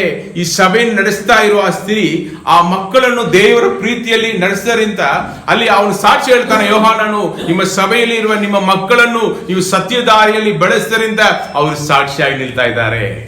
ಹಲ್ಲೆಲೂಯಾ. ಅದು ಬಹಳ ಪ್ರಾಮುಖ್ಯವಾದದ್ದು. ಯೇಸು ಕರ್ತನು ಹೇಳಿದರು, ನೀವು ಪವಿತ್ರಾತ್ಮನ ಬಲವನ್ನು ಹೊಂದಿಕೊಂಡು ನಾನು ಹೇಳುವ ಸ್ಥಳಗಳು ಯೂದೆಯ, ಸಮಾರ್ಯ, ಯೆರೂಸಲೇಮ್, ಯೂದೆಯ, ಸಮಾರ್ಯ, ಈ ಲೋಕದ ಕೊನೆ ತನಕ ಸಾಕ್ಷಿಗಳಾಗಿ ಇರುವಿರಿ ಎಂದು ಹೇಳಿದರು. ಯೇಸು ಕರ್ತನಿಗೆ ಸಾಕ್ಷಿಗಳಾಗಿ ಇರುವಿರಿ. ಅವರು ಬದುಕುತ್ತಾರೆ, ಅದಕ್ಕೆ ಒಂದು ಸಾಕ್ಷಿ. ಎರಡನೇದಾಗಿ ನಾವು ದೇವರ ಮಕ್ಕಳು ಆ ಸ್ವಭಾವದಲ್ಲಿ ಬದುಕುತ್ತೇವೆ, ಅದು ಎರಡನೇ ಸಾಕ್ಷಿ. ಹಲ್ಲೆಲೂಯಾ. ಆದ್ದರಿಂದ ನೀವು ನಿಮ್ಮ ಮಕ್ಕಳನ್ನು ಶ್ರದ್ಧೆಯಿಂದ ದೇವರ ವಾಕ್ಯವನ್ನು ಅನುಸರಿಸಿ ದೇವರ ಸಭೆಗಳು ಕರ್ಕೊಂಡು ಬಂದು ದೇವರ ವಾಕ್ಯವನ್ನು ಬೋಧಿಸಿಕೊಟ್ಟು, ಹಾಡುಗಳನ್ನು ಬೋಧಿಸಿಕೊಟ್ಟು, ಚಿಕ್ಕ ವಯಸ್ಸಲ್ಲಿ ಆರಾಧನೆಯನ್ನು ಹೇಳಿಕೊಡಿ. ಕಷ್ಟಗಳು ಬರುವಾಗ ಪ್ರಾರ್ಥಿಸಬೇಕೆಂದು ಹೇಳಿಕೊಡಿ. ಸಣ್ಣ ಸಣ್ಣ ಕಥೆಗಳು ರಾತ್ರಿ ಮಲಗಿ ನೀವು ಜೊತೆಯಲ್ಲಿ ಇರುವಾಗ ಒಂದು ಸಣ್ಣ ಮಿರಾಕಲನ್ನು ತಗೊಂಡು ಅವರ ಕಿವಿಯಲ್ಲಿ ಹಾಕಿ ಹೇಳಿಕೊಡಿರಿ. ಅವರಿಗೆ ಕಷ್ಟಗಳು ಬರುವಾಗ, ಪರೀಕ್ಷೆಯಲ್ಲಿ ಅವರಿಗೆ ಓದೋದಕ್ಕೆ ಬರ್ತಾ ಇಲ್ಲ ಅಂತ ಬರುವಾಗ ಮೊಳಂಗದವರು, ಏಸಪ್ಪ ಆಗ್ತಾ ಇಲ್ಲ, ನನಗೆ ಸಹಾಯ ಮಾಡಿ ಅಂತ ಕರೆಯುವರು. ಹಲ್ಲೆಲೂಯಾ. ಆದ್ರಿಂದ ನೀವು ನೋಡಿದರೆ ಪ್ರೀತಿ ತೋರಿಸುವವರು ಈ ರೀತಿಯಲ್ಲಿ ಪ್ರೀತಿ ತೋರಿಸಿರಿ. ನೀವು ಲೋಕವನ್ನು ತೋರಿಸಿದರೆ ಲೌಕಿಕ ಮನುಷ್ಯರಾಗಿ ಅವರು ಬೆಳೀತಾರೆ. ನೀವು ಕ್ರಿಸ್ತನನ್ನು ತೋರಿಸಿದರೆ ಕ್ರಿಸ್ತವಳಾಗಿ ಅವರು ಬದುಕುವರು. ಕ್ರಿಸ್ತಕ್ಕೆ ಸ್ವಂತವಾದ ಅದೇ ಬಹಳ ಪ್ರಾಮುಖ್ಯವಾದದ್ದು. ಆ ರೀತಿಯಲ್ಲಿ ಬೆಳೆಸಿದರೆ ನೀವು ನಿಮ್ಮ ಮಕ್ಕಳ ಬಗ್ಗೆ ಭಯಪಡೋದಕ್ಕೆ ಅವಶ್ಯಕತೆ ಇಲ್ಲ. ಅವರು ದೊಡ್ಡವರಾದ ಮೇಲೆ ಅವರು ದೇವರನ್ನು ಹಿಂಬಾಲಿಸುವವರಾಗಿರುತ್ತಾರೆ. ಅವ್ರು ನೀವು ಧೈರ್ಯವಾಗಿ ಕಾಲೇಜಿಗೆ ಕಳಿಸಬಹುದು, ಧೈರ್ಯವಾಗಿ ಎಲ್ಲಾದೊಂದು ಟೂರ್ ಕಳಿಸಬಹುದು. ಯಾಕಂದ್ರೆ ನನ್ನ ಮಗನಲ್ಲ, ಅವ್ರು ದೇವರ ಮಗಳು. ನನ್ನ ಮಗನಲ್ಲ, ಅದು ದೇವರ ಮಗನು. ಅವ್ರು ಎಲ್ಲಿ ಇದ್ದರೂ ದೇವರ ಆಗೆಯನ್ನು ಹಿಂಬಾಲಿಸಲು ಧೈರ್ಯವಾಗಿ ನಾವು ಇಲ್ಲಿ ಕೂತ್ಕೊಂಡು ಪ್ರಾರ್ಥನೆ ಮಾಡುತ್ತಾ ಖುಷಿಯಾಗಿರ್ಬೋದು. ಹಲ್ಲೆಲೂಯಾ. ಅದರಿಂದ ಶ್ರದ್ಧೆಯಿಂದ ನಾಳೆ ಇವತ್ತು ಮದುವೆ ಆಗಿ ಮಕ್ಕಳಿರುವರು, ನಾಳೆ ಮದುವೆ ಆಗಿರೋರ್ಗೂ ಹೇಳ್ತೇನೆ, ನಿಮ್ಮ ಮಕ್ಕಳನ್ನು ಚಿಕ್ಕ ವಯಸ್ಸಿಂದ ಏನು ಮಾಡಬೇಕು? ದೇವರ ದಾರಿಯಲ್ಲಿ ನೀವು ಬೆಳೆಸಿರಿ. ನಾಲ್ಕನೇದಾಗಿ, ಯೇಸುವಿನ ಶಿಷ್ಯರಾದ ಮಹಿಳೆಯರು ಅವರಿಗೆ ಹಣ ಮತ್ತು ಸಹಾಯದ ಮೂಲಕ ಹಿಂಬಲ ನೀಡಿದರು. ಅದು ಕೂಡ ದೇವರಿಗೆ ತೋರಿಸುವ ಒಂದು ಪ್ರೀತಿ. ಲೂಕನು ಅಧ್ಯಾಯ 8 1-3 ತರುವಾಯ ಆತನು ದೇವರ ರಾಜ್ಯದ ಸುವಾರ್ತೆಯನ್ನು ಸಾರುತ್ತಾ ಊರುಗಳಲ್ಲಿಯೋ ಗ್ರಾಮಗಳಲ್ಲಿಯೋ ಸಂಚರಿಸಿದನು. ಆತನ ಸಂಗಡ 12 ಮಂದಿ ಶಿಷ್ಯರಿದ್ದರು. ದೆವ್ವಗಳ ಕಾಟದಿಂದಲೂ ರೋಗಗಳಿಂದಲೂ ಗುಣ ಹೊಂದಿದ ಕೆಲವು ಹೆಂಗಸರು ಸಹ ಇದ್ದರು. ಈ ಹೆಂಗಸರು ಯಾರಂದ್ರೆ 7 ದೆವ್ವಗಳು ಬಿಟ್ಟು ಹೋಗಿದ್ದ ಮಗ್ದಲಳ ಎಂಬ ಮರಿಯಳು, ಹೆರೋದನ ಮನೆಯ ವಾರ್ತೆಯವನಾದ ಕೂಸನ ಹೆಂಡತಿ ಯೋಹಾನಳು, ಸುಸನ್ನಳು, ಇನ್ನು ಬೇರೆ ಅನೇಕರು. ಇವರು ತಮ್ಮ ಆಸ್ತಿಯಿಂದ ಆತನಿಗೆ ಕೊಟ್ಟು ಉಪಚಾರ ಮಾಡುತ್ತಿದ್ದರು. ಇವರು ತಮ್ಮ ಆಸ್ತಿಯಿಂದ ಆತನಿಗೆ ಕೊಟ್ಟು ಉಪಚಾರ ಮಾಡುತ್ತಿದ್ರು. ಯೇಸು ಕರ್ತನ ದೇವರು ತಾನೆ. ಅವರಿಗೆ ಯಾರಾದ್ರೂ ಸಹಾಯ ಮಾಡ್ಬೇಕಾ? ದೇವರಿಗೆ ಯಾರಾದ್ರೂ ಹಣ ಕೊಡ್ತಾರ? ಸತ್ಯವೇದ ಹೇಳುತ್ತದೆ, ಅವ್ರು ಹೇಳ್ತಾರೆ ಕೀರ್ತನೆಯಲ್ಲಿ, ನಾನೇ ಇಡೀ ಲೋಕಕ್ಕೆ ಯಜಮಾನನು, ನನಗೆ ಹಸಿವೆ ಆದ್ರೆ ನಿಮ್ಮ ಹತ್ರ ಕೇಳ್ತೇನ? ನೀರು ಕೊಡುವ ಈ ಸರ್ವಾಂಗ ಹೋಮಗಳ ನನಗೆ ಸಾಕಾಗುತ್ತಾ? ಇದೆಲ್ಲಕ್ಕೆ ಯಜಮಾನನು ನಾನೇ. ದೇವರು ನಿಮ್ಮ ಹೃದಯವನ್ನು ನೋಡುತ್ತಾರೆ. ಹಲ್ಲೆಲೂಯಾ. ನಿಮಗೆ ಮನಸ್ಸಿದೆಯಾ? ಒಂದು ಸಭೆಯಲ್ಲಿ ಬಂದು ನೀವು ಹಣ ಕೊಡುವಾಗ, ಸಭೆ ಪಾಲರ್ ಕೊಡುವಾಗ, ನೀವು ದೇವರಿಗೆ ಕೊಡುವ ಹಾಗೆ, ನೀವು ಧಾರಾಳವಾಗಿ ಕೊಡುವಾಗ ನಿಮಗೂ ಆಶೀರ್ವಾದಗಳು ಕೊರತೆಗಳ 10ರಲ್ಲಿ 1 ಭಾಗ ಅಂತಾನೆ. 9 ಭಾಗ ಕೇಳಿದ್ರ ದೇವರು ನಿಮಗೆ ಹತ್ರ? ಇಲ್ಲ, 10ರಲ್ಲಿ 1 ಭಾಗ, ಆ ಮೊದಲನೇ ಭಾಗವನ್ನು ಯಾರು ಕೊಡಬೇಕು? ದೇವರಿಗೆ ಕೊಟ್ಟು ಬಿಡಬೇಕು. ಇಲ್ಲಿ ಒಬ್ಬ ಸಹೋದರಿ ಇದ್ದಳು, ಅವಳಿಗೆ ಸಂಬಳ ಬಂದಿಲ್ಲ. ಅವಳು ತಿಂಗಳು ಅವಳಿಗೆ 20,000 ಸಂಬಳ ಇರುವಾಗ 2,000 ಕೊಡ್ತಾ ಇದ್ದಳು. ಬೆಂಗಳೂರಿಂದ ಬರ್ತಾ ಇದ್ದಳು. 1 ತಿಂಗಳು ಬಂದಿಲ್ಲ. ಅವಳು ಹಣವನ್ನು ಕಳಿಸಿದಾಳೆ. ಬಟ್ ರಾತ್ರಿ ಅವಳು ಫೋನಲ್ಲಿ ಹೇಳಿದ್ರು, ನನಗೆ ಇನ್ನೂ ಸಂಬಳ ಬಂದಿಲ್ಲ. ಬಟ್ ಹಣ ಹೆಂಗೆ ಬಂದಿತ್ತು? ಮುಂಚಾನೆ ಅಕ್ಕ ಅವರು ಫೋನ್ ಮಾಡಿ ಕೇಳಿದ್ರು, ಹೆಂಗೆಮ್ಮ ನೀನು ಕಳಿಸಿದೆ? ನಾನು ಹೇಳಿದೆ, ಇದ್ದ ಹಣವನ್ನು ಕಳಿಸಿಬಿಟ್ಟೆ. ನಾನು ದೇವ್ರಿಗೆ ಮೊದಲು ಕೊಟ್ಬಿಟ್ಟೆ, ಸಂಬಳ ಬಂದಿಲ್ಲ, ಪರವಾಗಿಲ್ಲ, ಬಟ್ ದೇವ್ರಿಗೆ ಕೊಡೋದನ್ನು ಕೊಟ್ಬಿಟ್ಟೆ, ಅದು ಇದ್ದೆಲ್ಲ ತಗೊಂಡ್ಬಿಡ್ತಾನೆ. ಸಂಜೆ ಒಳಗಡೆ ದೇವರು ಸಂಬಳ ಅವಳು ಬ್ಯಾಂಕ್ ಅಕೌಂಟಲ್ಲಿ ಬರುವಂಗೆ ಬೆಳೆದ್ರು. ಹಲ್ಲೆಲೂಯಾ. ಅವಳು ದೇವರಿಗೆ ಅವ್ರು ಪ್ರಾಮುಖ್ಯತೆ ಕೊಟ್ಟೋದ್ರಿಂದ ದೇವರು ಕೊರತೆ ಬಿಡುವುದಿಲ್ಲ, ಅವಮಾನ ಪಡುವುದಕ್ಕೆ ನಮ್ಮನ್ನು ಬಿಡುವುದೇ ಇಲ್ಲ. ದೇವರಿಗೆ ಕೊಟ್ಟು ಕಡಿಮೆ ಆದವರು ಯಾರು ಇಲ್ಲ ರೀ. ಅಲ್ಲಿ ಅದಕ್ಕೆ ನಾವೇ ಸಾಕ್ಷಿ. ನಾವು ಇರುವ ಎಲ್ಲವನ್ನು ದೇವರಿಗೆ ಕೊಟ್ಟಿದ್ದೇವೆ. ಇವತ್ತು ಏನಾದ್ರು ಕೊರತೆ ಪಟ್ಟಿದೆ ಅಂತ ನೋಡಿದ್ರೆ ಏನು ಕೊರತೆ ಇಲ್ಲ. ಕೊಡುವಂಗೆ, ಕೈಯಿಂದ ಕೊಡುವಂಗೆ ದೇವರು ಸಹಾಯ ಮಾಡ್ತಾರೆ ಹೊರತು ಕಡಿಮೆ ಆಗೋದಕ್ಕೆ ದೇವರು ಬಿಡುವುದೇ ಇಲ್ಲ. ಅದರಲ್ಲಿ ಇನ್ನೊಂದು ಸಾಕ್ಷಿಯನ್ನು ನಾನು ನಿಮಗೆ ತೋರಿಸಲು ಬಯಸುತ್ತೇನೆ. ಲೂಕನು 21:1-4. ಯೇಸು ತಲೆ ಎತ್ತಿ ನೋಡಿ ಐಶ್ವರ್ಯವಂತರು ಕಾಣಿಕೆಗಳನ್ನು ಬೊಕ್ಕಸದಲ್ಲಿ ಹಾಕುವುದನ್ನು ಕಂಡನು. ಇಲ್ಲಿ ಓಪನ್ ಮಾಡಿಬಿಡಿ. ಆಗ ಒಬ್ಬ ಬಡ ವಿಧವೆಯು ಬಂದು 2 ಕಾಸುಗಳನ್ನು ಹಾಕಲು, ಅಲ್ಲಿ ಶ್ರೀಮಂತರು ದೇವಾಲಯದಲ್ಲಿ ಯೇಸು ಕರ್ತನು ಇರುವಾಗ ಶ್ರೀಮಂತರು ಅಲ್ಲಿ ಬಂದು ಏನು ಮಾಡ್ತಾರೆ, ಕಾಣಿಕೆ ಪೆಟ್ಟಿಗೆಯಲ್ಲಿ ಕಾಣಿಕೆಗಳನ್ನು ಹಾಕ್ತಾ ಇದ್ದರು. ಅದರಲ್ಲಿ ಶ್ರೀಮಂತರು ಬಂದು ಹಾಕ್ತಾರೆ. ಆಗ ಒಬ್ಬ ಬಡ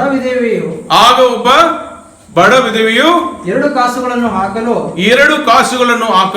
ಆತನು ಅದನ್ನು ನೋಡಿ ನಿಮಗೆ ಸತ್ಯವಾಗಿ ಹೇಳುತ್ತೇನೆ, ಈ ಬಡ ವಿಧವೆ ಎಲ್ಲರಿಗಿಂತಲೂ ಹೆಚ್ಚು ಹಾಕಿದ್ದಾಳೆ. ಹೇಗೆಂದರೆ ಅವರೆಲ್ಲರೂ ತಮಗೆ ಸಾಕಾಗಿ ಮಿಕ್ಕದರಲ್ಲಿ ಕಾಣಿಕೆ ಕೊಟ್ಟರು. ಈ ಕಾಲದಲ್ಲಿ ಜನರು ಇದ್ದಾರೆ, ತನಕ್ಕೆ ಸಾಕಾಗಿ ತಾನು ಚೆನ್ನಾಗಿ ಯೂಸ್ ಮಾಡಿಬಿಟ್ಟು ಬೇಡ ಅಂತಿರೋದನ್ನು ಯಾರು ಕೊಡ್ತಾರೆ? ದೇವರಿಗೆ ಕೊಡ್ತಾರೆ. ಇಲ್ಲಿ ಸಭೆಗೆ ಒಂದ್ಸಾರಿ ಬೈ 1 get 1 ಫ್ರೀ ಬಂದಿತ್ತು. ನಾನು ಹೇಳಿದೆ, ನೀವು ಬೈ ಮಾಡಿರೋದು ನಿಜವಾದ, ಫ್ರೀ ಆಗಿರೋದು ಇಲ್ಲಿ ಬಂದಿತ್ತು. ದೇವರಿಗೆ ಏನು ಕೊಡ್ತಾರೆ? By 1 get 1 free. ಮನೆಯಲ್ಲಿ ಫ್ರಿಡ್ಜಲ್ಲಿ ಉಳಿದಿರೋದನ್ನು ತಗೊಂಡು ಒಂದ್ಸಾರಿ ನಾನು ಹೇಳಿದೆ, ದೇವರು ಕೊಡಬೇಕಾದ್ರೆ ನೀವು ಕೈಯಿಂದ ಮಾಡಿ ಹೊಸದಾಗಿ ತಂದು ಕೊಡಬೇಕು. ಬೆಸ್ಟ್ ಆಗಿರೋದನ್ನು ತಂದು ಕೊಡಿರಿ. ಇಲ್ಲಿ ನಾನು ನೋಡ್ತೇನೆ, ಇದುವೆ ಮಾಡಿದೇನು ಗೊತ್ತಾ, ಅವಳು ಜೀವಿಕ, ಅವಳು ಆ ದಿವಸದ ಊಟವನ್ನು ಯಾರು ಕೊಟ್ಟಿದ್ದಾರೆ? ದೇವರಿಗೆ ಕೊಟ್ಟಿದ್ದಾರೆ. ಎಲ್ಲವನ್ನು ಕೊಟ್ಟಿದ್ದಾರೆ, ಏನು ಬಚ್ಚಿಟ್ಕೊಂಡಿಲ್ಲ. ತನಗೋಸ್ಕರ ಸ್ವಲ್ಪ, ದೇವರಿಗೋಸ್ಕರ ಸ್ವಲ್ಪ, ಹಂಗೆ ಇಲ್ಲ, ಇರುವುದೆಲ್ಲವನ್ನು ಕೊಟ್ಟಿದ್ದಾರೆ. ಅಲ್ಲಿ ಬಂದು ಶ್ರೀಮಂತರೆಲ್ಲ ಹೆಂಗೆ ಕೊಟ್ಟಿದ್ದಾರೆ? ಇರುವುದಲ್ಲಿ ಮಿಕ್ಕದನ್ನು ಕೊಟ್ಟಿದ್ದಾರೆ. ಕಾಯಿನ್ ಹಾಬೇಲು ಆ ಒಂದು ಆರಾಧನೆಯಲ್ಲಿ ಕೂಡ ನೀವು ನೋಡಿದರೆ, ಆ ಕಾಣಿಕೆಯನ್ನು ಕೊಡುವಾಗ ಮೊದಲನೇದಾಗಿ ಯಾರು ಬರ್ತಾನೆ? ಹಾಬೇಲ್ ಬಂದು ಆ ಮರಿಗಳಲ್ಲಿ ಶ್ರೇಷ್ಠವಾದ ಆ ಹಿಂಡಿಂದ ಮರಿಯನ್ನು ತಂದು ದೇವರು ಕೊಡ್ತಾನೆ ಬಲಿಯಾಗಿ. ಬಟ್ ಕಾಯಿನ ಬಗ್ಗೆ ಬರೆಯಲ್ಪಟ್ಟದು, ಆ ಪಲ್ಯಲ್ಲಿ ಕೆಲವಂತು ಪೈರುಗಳನ್ನು, ಕೆಲವಂತು ನಾಟ್ ಇಂಪಾರ್ಟೆಂಟ್, ಕೆಲವಂತನ್ನು ತಗೊಂಡು ದೇವರಿಗೆ ಕಾಣಿಕೆ ಕೊಡ್ತಾರೆ. ಅವನ ಮನಸ್ಸೇ ಸರಿ ಇಲ್ಲ. ನೀವು ಹಾಬೇಲ್ ಬಲಿಯನ್ನು ನೋಡಿದರೆ ಅವನು ಶ್ರೇಷ್ಠವಾದದನ್ನು ದೇವರಿಗೆ ಬಲಿಯಾಗಿ ಅವನು ಕೊಟ್ಟದನ್ನು ನಾವು ನೋಡುತ್ತೇವೆ. ಹಾಗಿರುವಾಗ ನೀವು ದೇವರಿಗೆ ಪ್ರೀತಿಯನ್ನು ತೋರಿಸುವುದಾದರೆ ನೀವು ಶ್ರೇಷ್ಠವಾದದನ್ನು ದೇವರಿಗೆ ಕೊಡಿರಿ. ಅದು ಹಣವಾಗಿರಲಿ, ಸಮಯವಾಗಿರಲಿ, ಅದು ನಿಮ್ಮ ಸದ್ಗುಣಗಳಾಗಿರಲಿ, ದೇವರಿಗೆ ನೀವೇನು ಮಾಡಬೇಕು? ಶ್ರೇಷ್ಠವಾದದನ್ನು ಕೊಡಬೇಕು. ಇವಳು ಕೊಟ್ಟೋದ್ರಿಂದ ಅದು ದೇವರಿಗೆ ಮೆಚ್ಚುಗೆ ಆಯಿತು. ಇವರೆಲ್ಲ ದೇವರಿಗೆ ಶ್ರೇಷ್ಠವಾದನ್ನು ಕೊಟ್ಟೋದ್ರಿಂದ ಅವ್ರ ಹೆಸರು ಇಲ್ಲಿ ಬೈಬಲಲ್ಲಿ ಬರೆಯಲ್ಪಟ್ಟಿರುವುದನ್ನು ನೋಡ್ತೇವೆ. ಅದರಿಂದ ನೀವು ಜಿಪ್ರತನ ಮಾಡಬಾರದು. ಹಲ್ಲೆಲೂಯಾ. ಧಾರಾಳವಾಗಿ ಕೊಡುವವರಾಗಿ ಇರಬೇಕು. ನೀವು ಧಾರಾಳವಾಗಿ ಕೊಟ್ರೆ ದೇವರು ಅದನ್ನು ನೋಡಿ, ಅಯ್ಯೋ ಧಾರಾಳವಾಗಿ ಕೊಟ್ಟಿದ್ದಾಳೆ, ನಾನು ಕಡಿಮೆಯಾಗಿ ಕೊಡಲ್ಲ, ಇನ್ನೂ ಹೆಚ್ಚಾಗಿ ದೇವರು ನಿಮಗೆ ಕೊಟ್ಟ ಆಶೀರ್ವದಿಸು. ಹಲ್ಲೆಲೂಯಾ. ಅದರಿಂದ ನೀವು ದೇವರಿಗೆ ಕೊಡೋದು ನಿಮ್ಮ ಮನಸ್ಸು ಸಂಬಂಧಪಟ್ಟ ಕಾರ್ಯ, ಕೈಯಲ್ಲಿರುವ ಹಣ ಸಂಬಂಧಪಟ್ಟ ಕಾರ್ಯ ಅಲ್ಲ. ಕೆಲವರಿಗೆ ಹಣ ಇರುತ್ತೆ, ಮನಸ್ಸಿರಲ್ಲ. ಕೆಲವರಿಗೆ ಮನಸ್ಸಿರುತ್ತೆ, ಹಣ ಇರಲ್ಲ. ನಾನು ಇದು ಹಂಗೆ ಚೇಂಜ್ ಆಗಬೇಕು ಎಂದು ಪ್ರಾರ್ಥನೆ ಮಾಡುವೆನು. ಮನಸ್ಸಿರುವವರ ಕೈಯಲ್ಲಿ ಹಣ ಇರಲಿ. ನಾನು ಹೇಳ್ತೇನೆ, ಮನಸ್ಸನ್ನು ಬದಲಾಯಿಸುವ ಶಕ್ತಿ ನಮ್ಮಲ್ಲಿ ಉಂಟು. ಹಲ್ಲೆಲೂಯಾ. ಮನಸ್ಸನ್ನು ಬದಲಾಯಿಸುವ ಶಕ್ತಿ ಹಂಗೆ ತಾನೆ ನಮ್ಮಲ್ಲಿ ಉಂಟು. ನಮಗೆ ಯಾರಾದರೂ ಒಬ್ಬರು ತುಂಬಾ ಬೇಕಾದರೂ ಇದ್ರೆ ಅವ್ರಿಗೋಸ್ಕರ ಏನು ಬೇಕಾದ್ರೂ ನಾವು ಮಾಡೋದು ನಿಜ ತಾನೆ. ಅದೇ ದೇವರಿಗೆ ಹಂಗೆ ಬರುವಾಗ ಮಾತ್ರ ಹೌದಾ ಅಂತ ಲಕ್ಷ್ಯ ನೋಡ್ಬೇಕು. ಹಂಗೆ ಇಲ್ಲ ರೀ, ನೀವು ದೇವರಿಗೆ ಹೆಚ್ಚಾದನ್ನು ಕೊಡಿರಿ, ದೇವರು ನಿಮ್ಮನ್ನು ಹೆಚ್ಚಾಗಿ ಆಶೀರ್ವದಿಸಿ ಅನೇಕರಿಗೆ ಆಶೀರ್ವಾದದಿಂದಾಗಿ ನಿಲ್ಲಿಸುವರು. ಆಮೇಲೆ ನಿಮಗೆ ಸತ್ಯವಾಗಿ ಹೇಳುತ್ತೇನೆ, ಈ ಬಡವ ವಿಧವೆ ಎಲ್ಲರಿಗಿಂತಲೂ ಹೆಚ್ಚು ಹಾಕಿದ್ದಾಳೆ. ಹೇಗೆಂದರೆ ಅವರೆಲ್ಲರೂ ತಮಗೆ ಸಾಕಾಗಿ ಮಿಕ್ಕದರಲ್ಲಿ ಕಾಣಿಕೆ ಕೊಟ್ಟರು, ಈಕೆಯೋ ತನ್ನ ಬಡತನದಲ್ಲಿಯೋ ತನಗಿದ್ದ ಜೀವನವನ್ನೆಲ್ಲ ಕೊಟ್ಟು ಬಿಟ್ಟಳು ಅಂದರು. ಹಲ್ಲೆಲೂಯಾ. ದೇವರಿಗೆ ಬಯಸುವ ಕಾರ್ಯಗಳನ್ನು ನಾವು ಮಾಡಬೇಕು. ಸಮಾರ್ಯದ ಸ್ತ್ರೀ ಬಗ್ಗೆ ಎಷ್ಟು ಜನರಿಗೆ ಗೊತ್ತು? ದೇವರು ಯಾರ್ಯಾರೆಲ್ಲ ಉಪಯೋಗಿಸಿದ್ರು ಸೇವೆಗೋಸ್ಕರ ನೋಡಿದರೆ, ಚೆನ್ನಾಗಿ ಓದಿ ಬಂದವರನ್ನು ದೇವರು ಉಪಯೋಗಿಸಿದರು, ಮೀನು ಹಿಡಿತಾ ಇರುವ ಬೆಸ್ತರನ್ನು ಉಪಯೋಗಿಸಿದರು, ಪಾಪಿಯಾಗಿರುವ ಸ್ತ್ರೀಯರನ್ನು ಕೂಡ ದೇವರು ಸೇವೆಯಲ್ಲಿ ಉಪಯೋಗಿಸಲು ನೋಡ್ತೇವೆ. ಯೇಸು ಕರ್ತನು ಸಮಾರ್ಯ ಸೀಮೆಯನ್ನು ಹಾದು ಹೋಗುವಾಗ ಅವರು ಅಲ್ಲಿ ಒಂದು ಊರಿಗೆ ಬರ್ತಾರೆ. ಆ ಊರಿಗೆ ಹೆಸರು ಏನು? ಸಿಕಾರ್ನ ಏನು ಹೆಸರದು? ಮರೆದೋಯ್ತು. ಅಲ್ಲಿ ಅವರು ಯಾಕೋಬನಿಗೆ ಯೋಸೇಫನಿಗೆ ಕೊಟ್ಟ ಬಾವಿ ಹತ್ರ ಅವರು ಕೂತ್ಕೊಳ್ತಾರೆ. ಹಸಿವೆ ಆಯಿತು ಎಂದು ಹೇಳಿ ಶಿಷ್ಯರನ್ನು ಊಟ ತರಿಸುವುದಕ್ಕೆ ಕಳಿಸಿಬಿಡ್ತಾರೆ. ಅಲ್ಲಿ ಒಬ್ಬ ಸ್ತ್ರೀ ಏನು ಬರ್ತಾಳೆ, ಸಮಾರ್ಯದವಳು, ನೀರು ತಗೊಳ್ಳಕ್ ಬರ್ತಾಳೆ. ಮಧ್ಯಾಹ್ನದ ಸಮಯ, ಎಲ್ಲರೂ ಮುಂಚಾನೆಯಲ್ಲಿ ಸಂಜೆಯಲ್ಲಿ ಬರುವ ಜನರು ಕೂಡಿ ಬರುವ ಸಮಯದಲ್ಲಿ ಬರದೆ ಮಧ್ಯಾಹ್ನದ ಸಮಯದಲ್ಲಿ ಒಬ್ಬಳು ಬರ್ತಾಳೆ ಒಬ್ಬಂಟಿಗಳಾಗಿ. ಯಾಕೆಂದ್ರೆ ಪಾಪಿಯಾಗಿರುವ ಸ್ತ್ರೀಯರು ಯಾರು ಆ ಸಮಯದಲ್ಲಿ ಬರಬಾರದು, ನೀರು ಸೇದೋದಕ್ಕೆ ನಿಯಮಗಳು. ಆದ್ರಿಂದ ಇವಳಲ್ಲಿ ಬರ್ತಾರೆ. ಆವಾಗ ಯೇಸು ಕರ್ತನು ಅವಳ ಹತ್ರ ನೀರು ಕೇಳ್ತಾರೆ.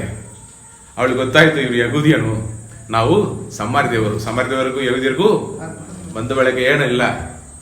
ಯಾಕಂದ್ರೆ ಸೊಲೊಮೋನನು ಮಾಡಿದ ಪಾಪದಿಂದ 10 ಕುಲಗಳು ಯಾರ ಕೈಯಲ್ಲಿ ಹೋಯ್ತು, ಇಸ್ರೇಲ್ ಆಗಿ ಹೋಯ್ತು. 2 ಕುಲಗಳು ಮಾತ್ರ ಯಹೂದಿ ಕುಲವಾಗಿ ಉಳಿತು. ಈ 10 ಕುಲಗಳು ಪಾಪ ಮಾಡಿ ಮಾಡಿ ಯಾರ ಕೈಯಲ್ಲಿ ಬಿತ್ತೋದ್ರು, ಅಸಿರಿಯರ ಕೈಯಲ್ಲಿ ಬಿತ್ತೋದ್ರಿಂದ ಅವರು ಆ ಅಸಿರಿಯರ ಜೊತೆಗೆ ಮದುವೆಯಾಗಿ ಅನ್ಯ ಜನಾಂಗ ಆಗಿಬಿಟ್ರು. ಯಹೂದಿಯರು ಮಾತ್ರ ತುಂಬಾ ಶುದ್ಧವಾದ ಒಂದು ಕುಲಗಳಾಗಿದ್ದರಿಂದ ಇವರು ಅವರ ಜೊತೆಯಲ್ಲಿ ಯಾವ ಬಂಧು ಬಳಗಗಳನ್ನು ಇಟ್ಟುಕೊಳ್ಳೋದಿಲ್ಲ.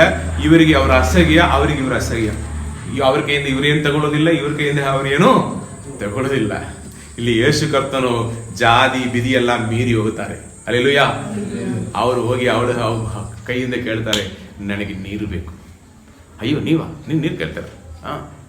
ನೀರು ಕೇಳೋದು ಯಾರಂದು ಗೊತ್ತಿದ್ರೆ ನೀನು ಕೇಳ್ತಾ ಇರುವಿ, ಅವ್ರು ನಿನಗೆ ಜೀವಕರವಾದ ಯಾವಾಗಲೂ ಉಕ್ಕುತ್ತಾ ಇರುವ ಶಾಶ್ವತವಾದ ನೀರನ್ನು ನಿನಗೆ ಕೊಟ್ಟಿರ್ತಾರೆ ಎಂದು ಹೇಳ್ತಾರೆ. ಅವಳು ಹೌದಾ, ನಾನು ಇಷ್ಟು ಕಷ್ಟಪಟ್ಟು ಇಷ್ಟು ದೂರ ಕಿಲೋಮೀಟರ್ ಗಟ್ಟಲೆ ಬರ್ತಾ ಇದ್ದೇನೆ, ಅದನ್ನು ನನಗೆ ಕೊಡಿ ಇದೆ ಅಂತಾರೆ. ಅವಳಿಗೆ ಸರಿಯಾಗಿ ಅರ್ಥವಾಗ್ತಾ ಇಲ್ಲ. ಆಮೇಲೆ ಒಂದು ಪಾಯಿಂಟ್ ಹಿಡಿತಾರೆ, ನಿನ್ನ ಗಂಡನನ್ನು ಕರ್ಕೊಂಡು ಬಾ ಅಂದ್ರೆ, ಇಲ್ಲ ನನಗೆ ಗಂಡನಿಲ್ಲ ಅಂತ ಹೇಳ್ತಾರೆ.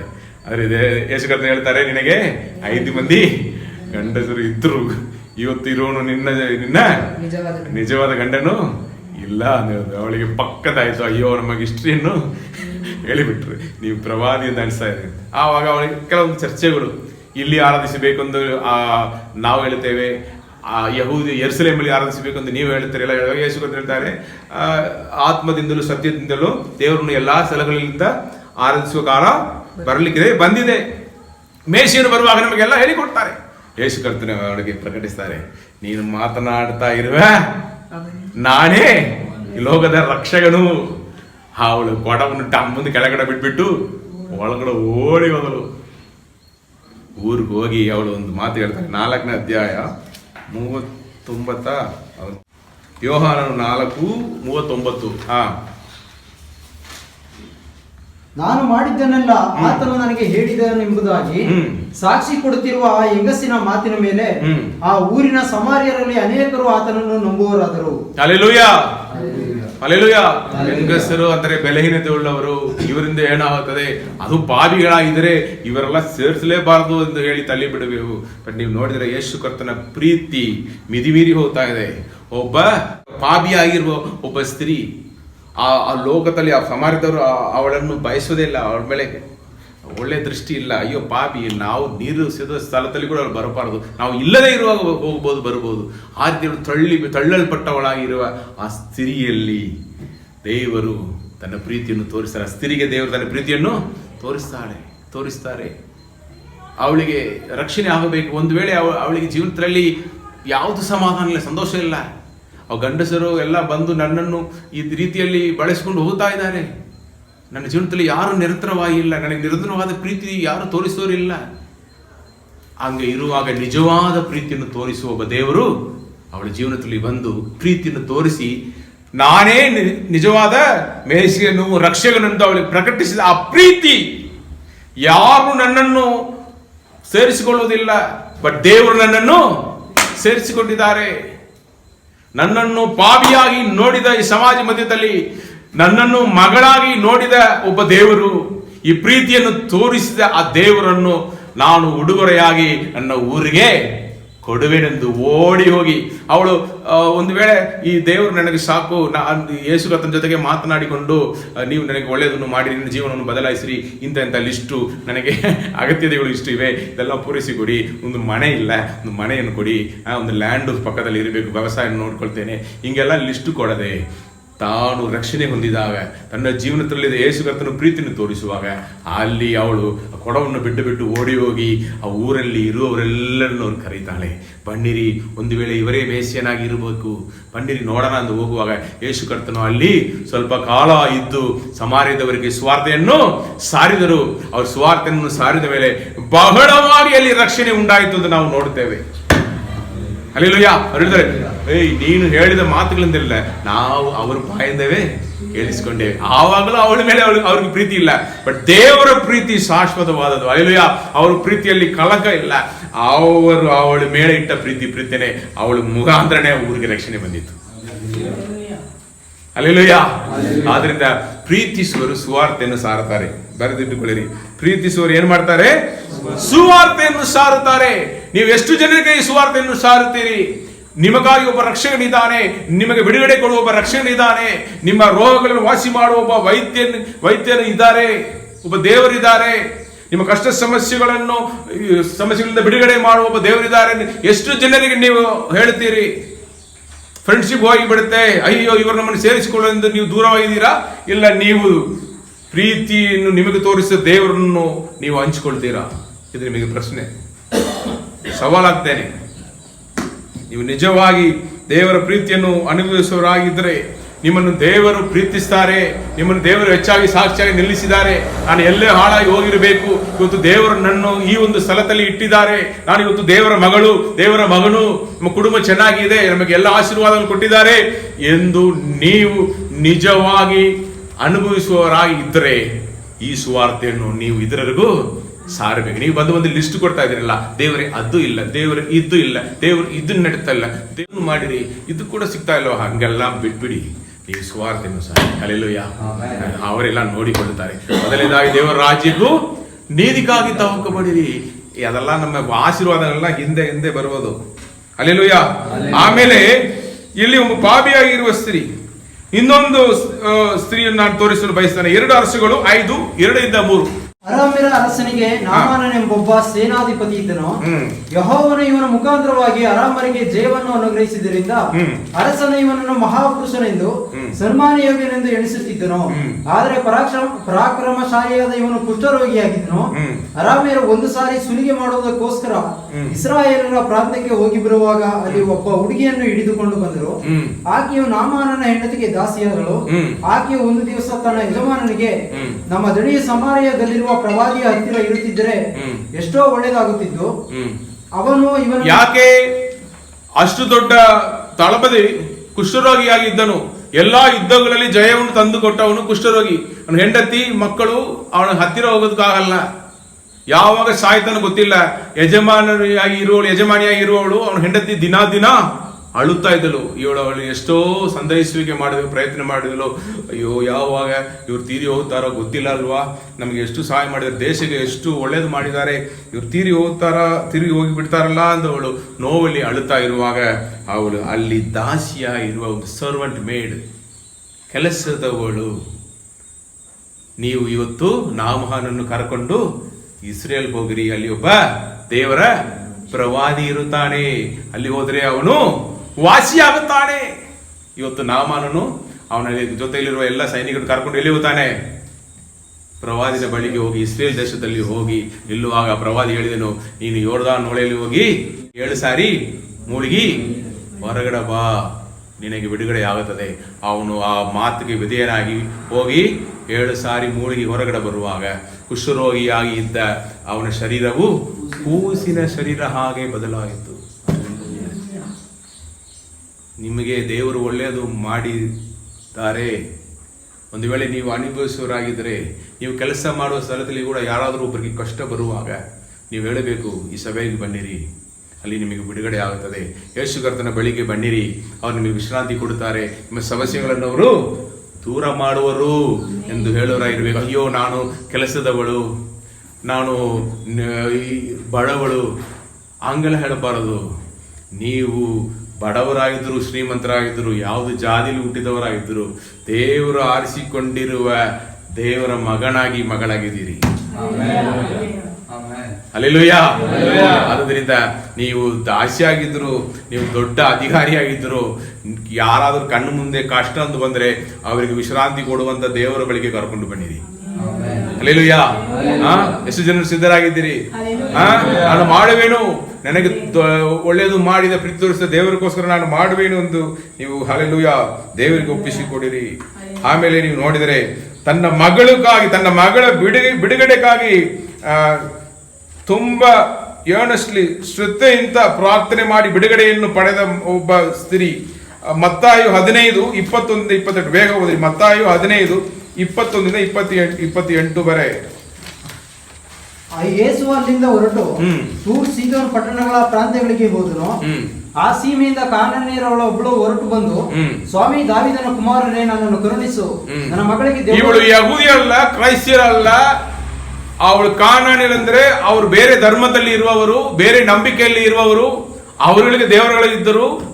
ಬಟ್ ಇಲ್ಲಿ ಯೇಸು ಕರ್ತನು ಬಂದಿರುವಾಗ ಯೇಸು ಕರ್ತನನ್ನು ಅವಳು ಹುಡುಕಿ ಬರ್ತಾರೆ. ಯಾಕಂದ್ರೆ ಅವಳ ಮಗಳಿಗೆ ದೆವ್ವಕಾಟ, ರೋಹ, ಈ ತರ ಪರಿಸ್ಥಿತಿಗಳು.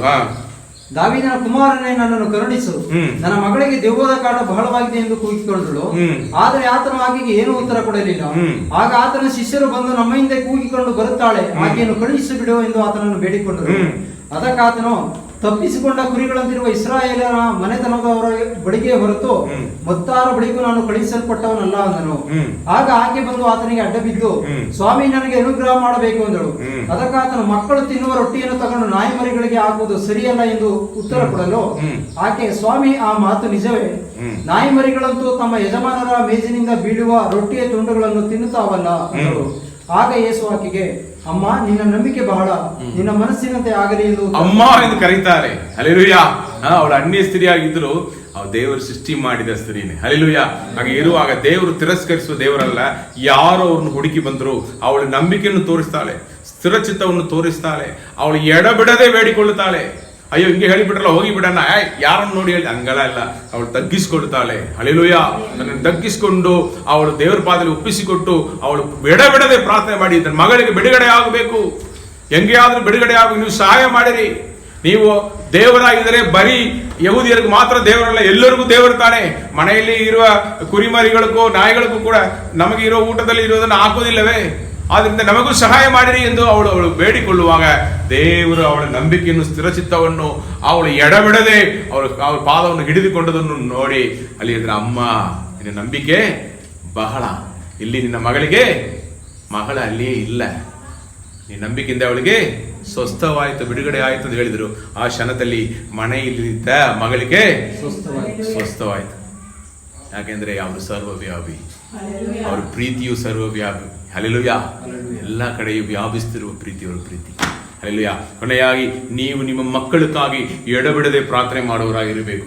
ಏನಾದರೂ ಕಷ್ಟ ಸಮಸ್ಯೆ ಬಂದು ಬಿಟ್ರೆ ನೀವು ಮನಸ್ಸಿನ ಸಹಾಯಕ್ಕೆ ಓಡ್ತೀರಿ, ಡಾಕ್ಟರ್ ಕಡೆ ಓಡ್ತೀರಿ. ಡಾಕ್ಟರ್ ಕಡೆ ಓಡೋದು ಕೂಡ ತಪ್ಪು ಇಲ್ಲ ಅಂತ ನಾನು ಹೇಳ್ತೇನೆ. ಸರಿ, ನಿಮಗೆ ಗೊತ್ತಿರೋ ಒಂದೇ ದಾರಿ. ಬಟ್ ಅದಕ್ಕೆ ಮುಂಚೆ ನೀವು ದೇವರ ಪಾದದಲ್ಲಿ ಬೇಡಗೊಳ್ಳಬೇಕು.